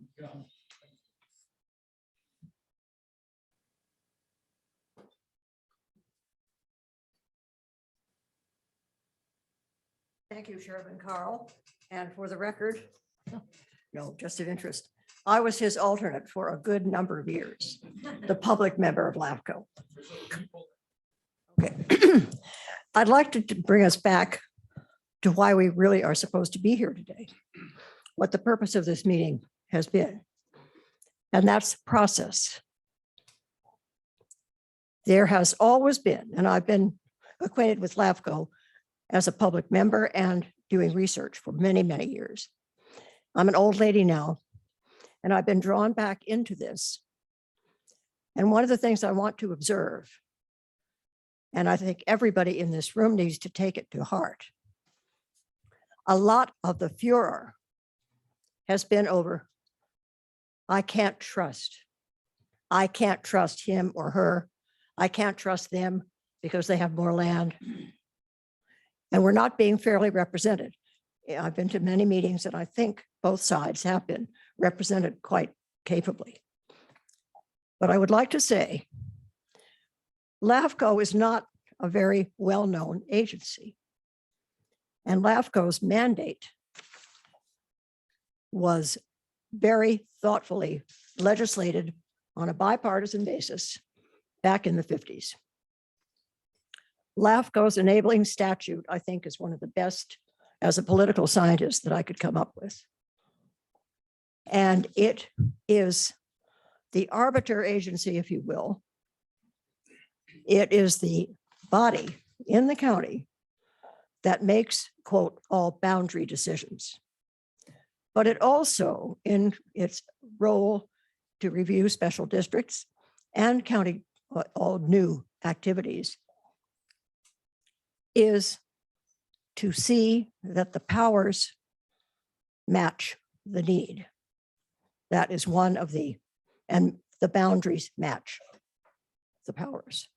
There is a lot of wonderfully creative things that can be done through the process of LAFCO deliberation and the application of conditions on the application. I said at the very beginning of this process, public process, that I could not support the application as it was presented, but that I could see opportunity that it could be made a useful entity for implementation. I still feel that way. But back to the matter of trust. I think it is very difficult, and I've served on many public boards and commissions. It is very important to remember the appearance of impropriety, not just the actual legal conditions. And with the sentiments that have been expressed today, particularly, this lack of trust, a lot of it does derive from seeing the same people on all of the boards. And I think the decision-making boards, and I think that does have to be taken into consideration. I want to say that I have worked with many of the people, and Les Herringer sitting here, Mark Kimmelshoe, others. We worked mightily to get Measure G passed. And guess who one of the prime helpers was in that effort? The Department of Water Resources with the engineer Toki Dudley. That started this whole ball rolling of looking at groundwater. I've served on the Water Pollution Board, Water Regulatory Agency, the Central Valley Water Quality Control Board for 8 years. I know the whole valley. I know Sacramento and San Joaquin valleys. I know groundwater. My role was regulating pollution.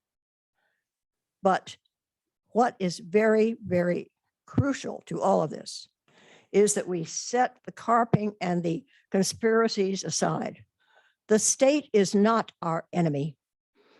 The state, the government is here and I can help you. I mean, we have, that is literally true. And the state does not exist to come and suck our aquifer dry.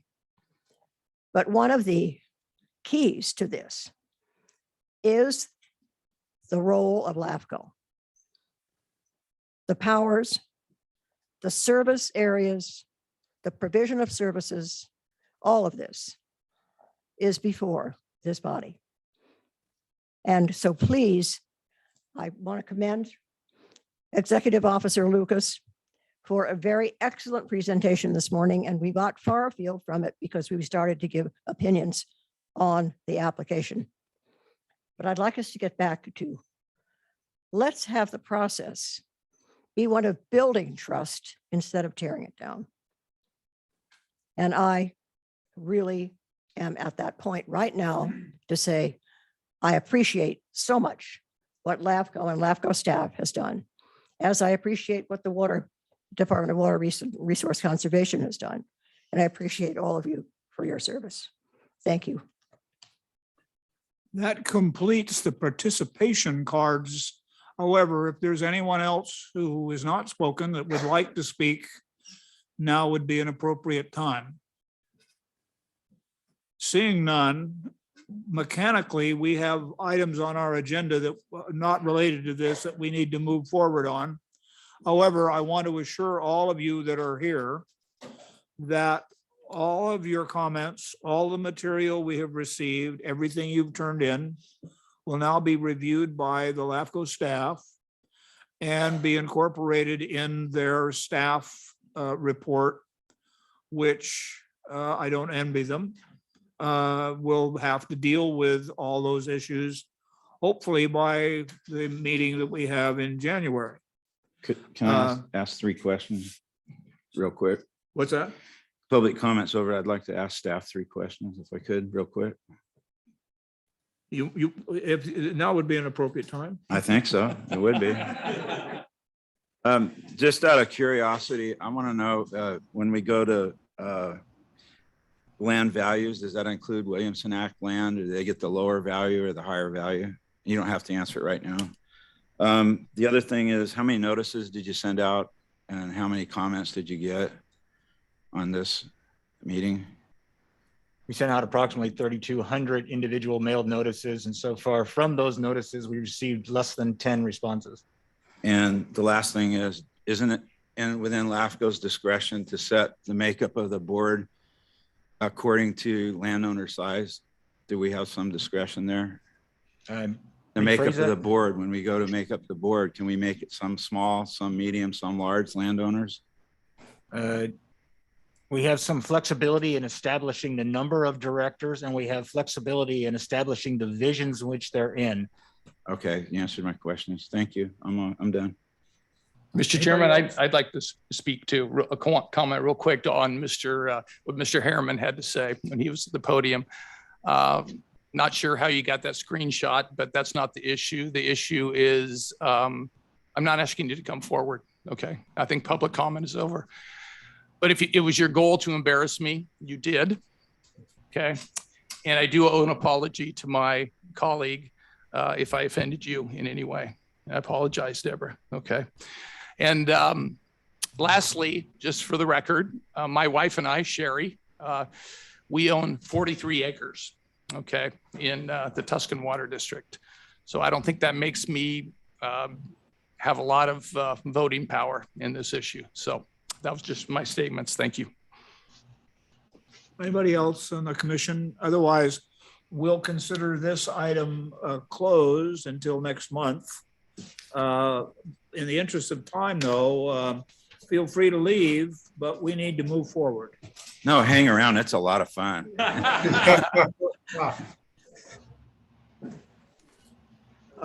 Only in the interest of time, I'd like to I don't think there's anything from the consent agenda.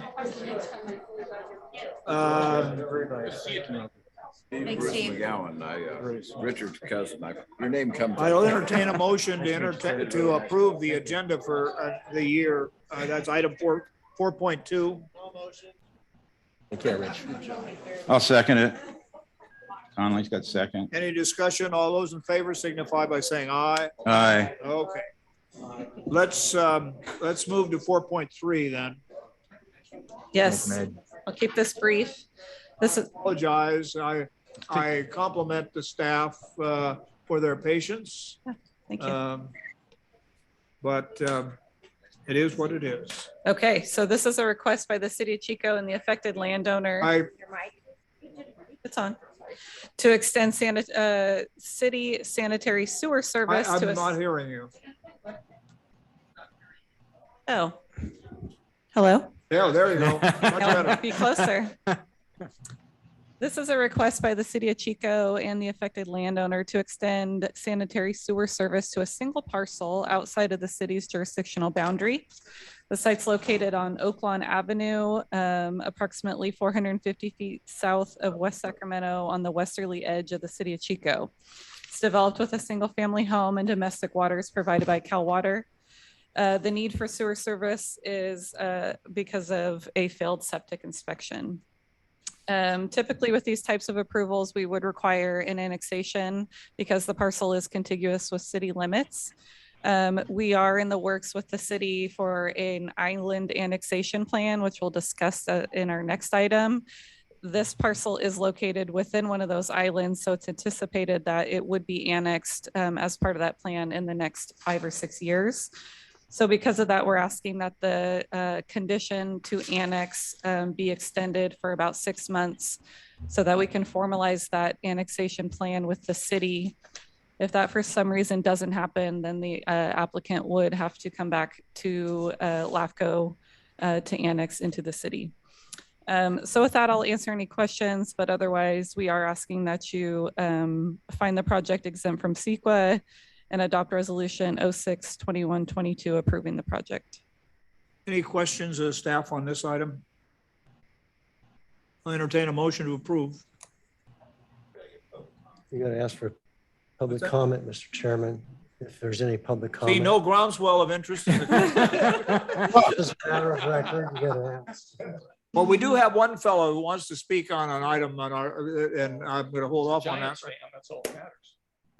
But in any event, I'll still entertain a motion to approve. I'll second. Any further discussion?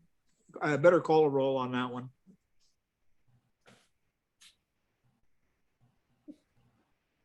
Sorry about that. Make it legal.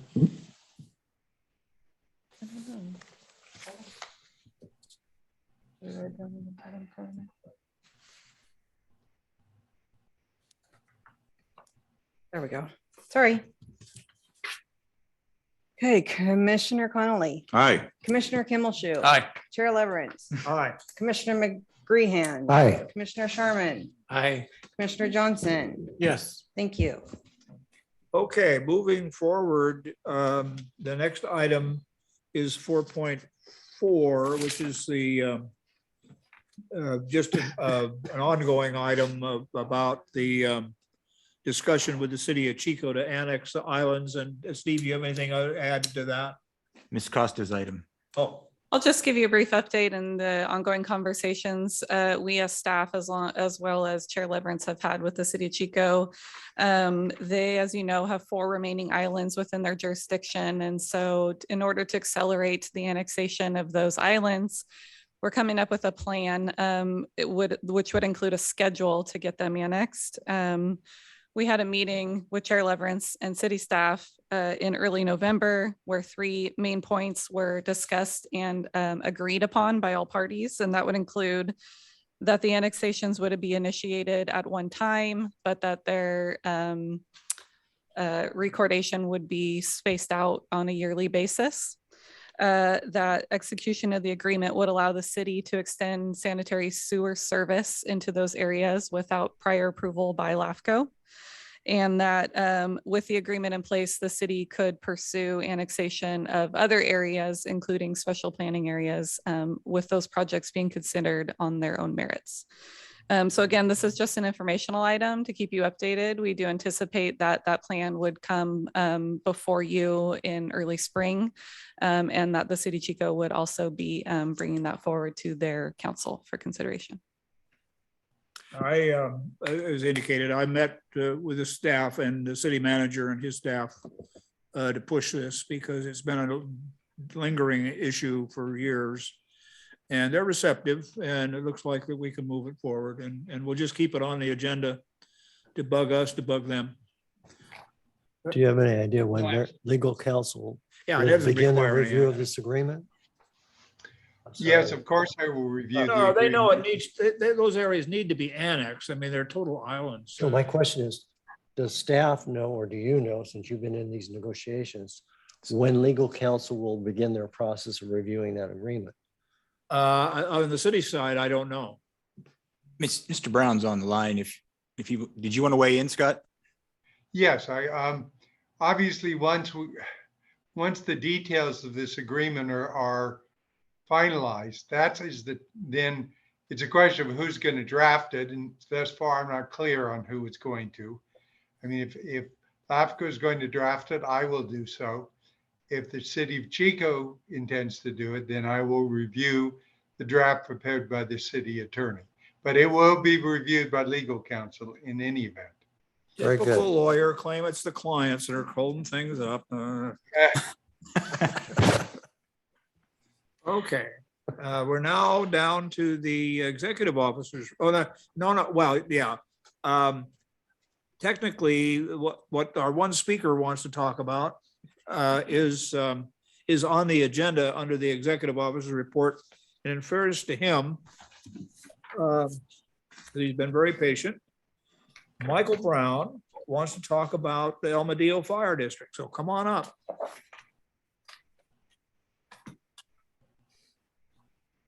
Have a green light? Okay. Thank you, Chair Leverance, commissioners. I wished in retirement I wasn't here talking to you about the fire service in South Butte County, where I worked for 36 years in jobs various from federal hotshot, state firefighter, county volunteer, city of Gridley volunteer. Last 20 years of fire service, I was a battalion chief funded by Butte County, CAL FIRE position that serves South Butte County. And in that role, I was liaison to El Modillo Fire Protection District under a different administration. I was also chief of the city of Gridley and the city of Biggs fire departments for those 20 years. I'd rather not be here talking about El Modillo Fire District. They serve well for 100 years. It was innovative 100 years ago when they formed. They set out and formed a special district to serve South Orville. The city was remote. The city didn't even extend to the railroad tracks yet. The county had not yet entered its 90-year plus now domain in providing local government fire protection. The district took on a role that was needed. They made good on it. And for years, I fought fire side by side with them. But the district has outlived its usefulness and is an impediment to public safety currently. Where I live in the city of Orville, adjacent to the state responsibility area where CAL FIRE becomes responsible and Butte County as well. El Modillo Fire Engine 3 used to be the first to arrive, followed shortly by the fire engine in Kelly Ridge. Mind you, I live in the city. Not long after, a fire engine from Orville City and another fire engine from Orville City would arrive. The fifth fire engine to arrive, which would be necessary to fight a fire in my home, would come from Thermalito. Now, my closest fire engine for a year has been vacant without any public notice, much to my surprise, after I moved to an area where I appreciated their protection. I don't think it's the fault of the district, but they're in the way. If after a year, they haven't reached out and formed a plan with the city that has annexed half of their area, Area A, the core of the district, and the county, which surrounds them, in the other complete area, who are readily available, something is amiss. Doesn't pass the smell test. So yeah, I'm here knowing this isn't on the agenda, but I have you all captive for just a few minutes because it's a serious measure, a measure that a lot of the public don't understand because they don't understand how the fire service works. You can have one house fire anywhere in the county, and that's it. Even in Chico, you can have one house fire. You have two, your ass out because there's somebody already on. Thank you. May I continue briefly? Okay.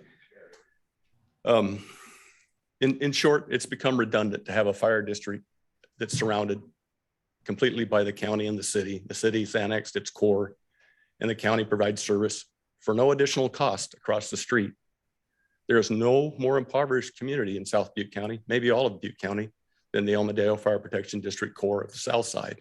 It's also the place where the people who live there directly or indirectly pay the highest cost, the actual highest cost for fire protection for a district that doesn't now respond. I don't get it after a year. Maybe I'm impatient, haven't been a fire guy. We don't run on patience like people in government. But I do hope when this does come before you, you will see to their dissolution. I think you have a role there in the government code. Okay. Today, but we have been upgraded regularly by our executive officer, Steve Lucas. I've supported that. I grew up there, went to kindergarten walking by the old fire station. Supported it for years and years and years. And I think you're right. It's time it needs to go away.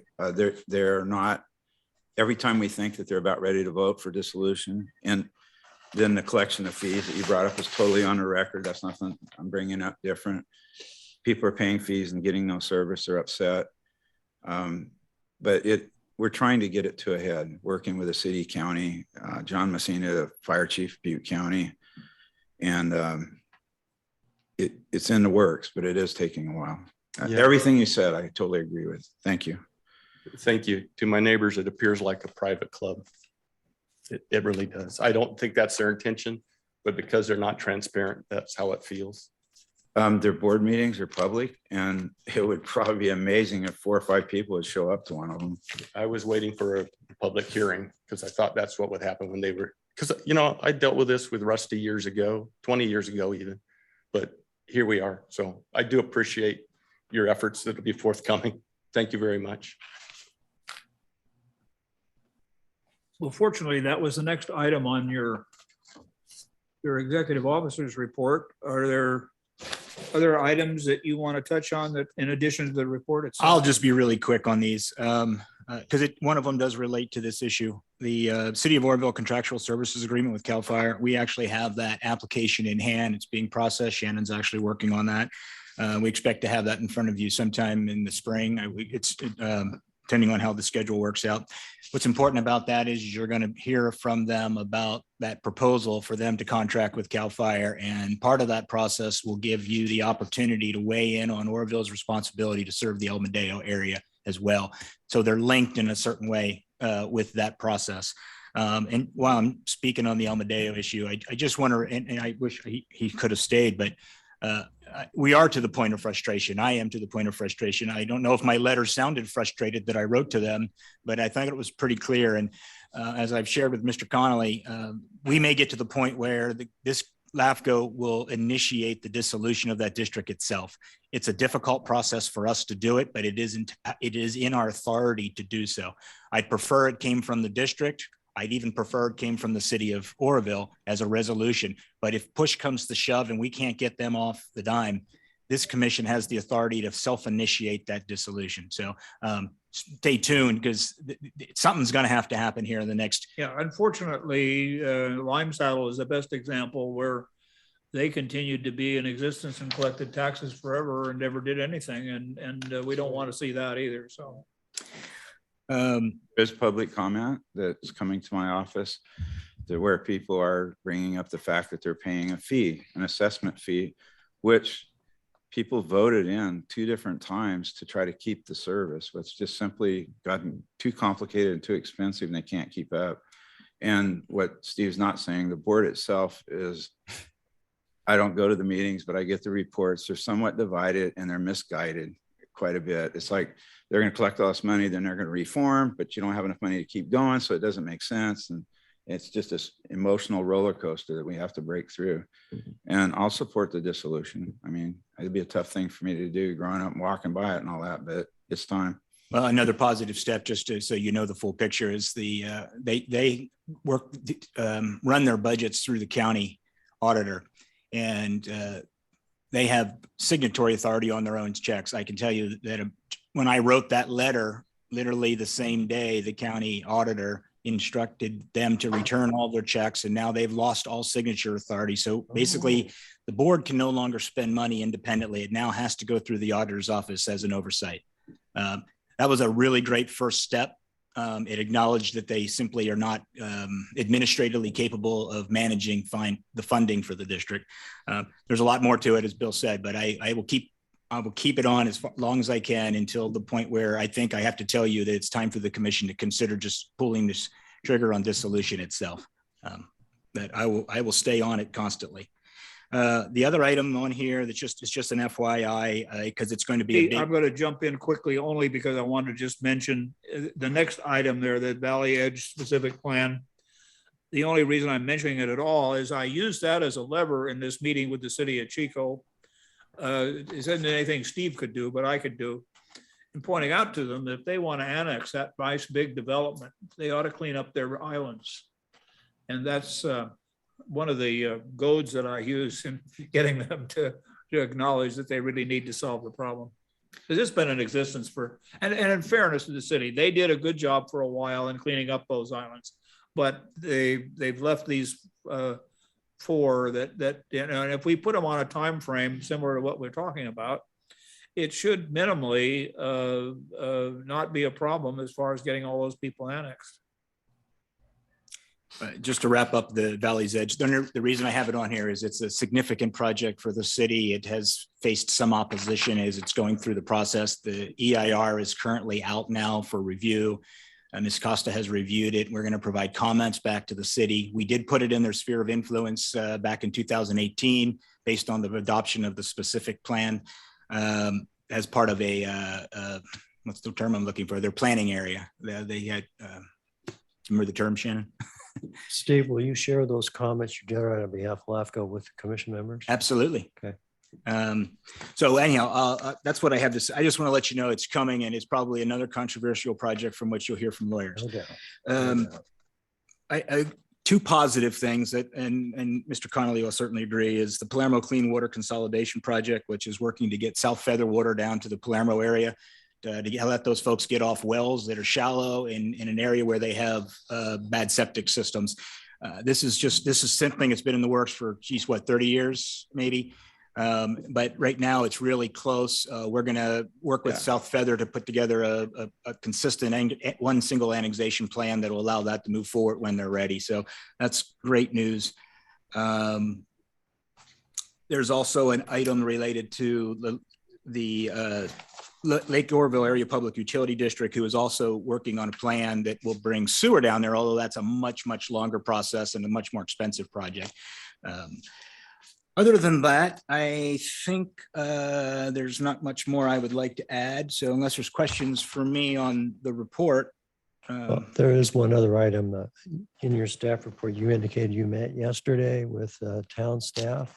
I'll turn that over to Shannon. She actually met with them and she can describe that. We're talking about the sewer project. Yeah, I met with town staff yesterday and their consultants who are putting together their draft EIR. The reason we met was because they are trying to be as transparent as possible. And we have made it very clear to them that this is ultimately an extension of services that would come through us here at LAFCo. And I think they had to do a little shifting of gears to understand that that's really the direction this project will go. And they are taking us in more now as a partner on this project to make sure that we're as informed as we can be. Yesterday's meeting did not produce a whole lot of new information, but I know we're just sort of on their revolving schedule of keeping people informed. Thank you. As far as housekeeping is concerned, we can reasonably plan to meet here next month. We have reserved these facilities for January 6th. Yes. That seems to work out reasonably well. What about state LAFCo? You want to talk about what we're going through at the state level? Do you want to talk about it, Bill? I think you're probably more. So yeah, no, physically, the supervisor's chamber simply isn't conducive anymore over 7. No, you're right.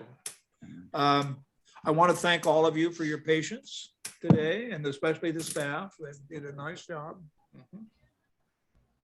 And if there's nothing else, we are adjourned. Except we're off the record, but I want somebody to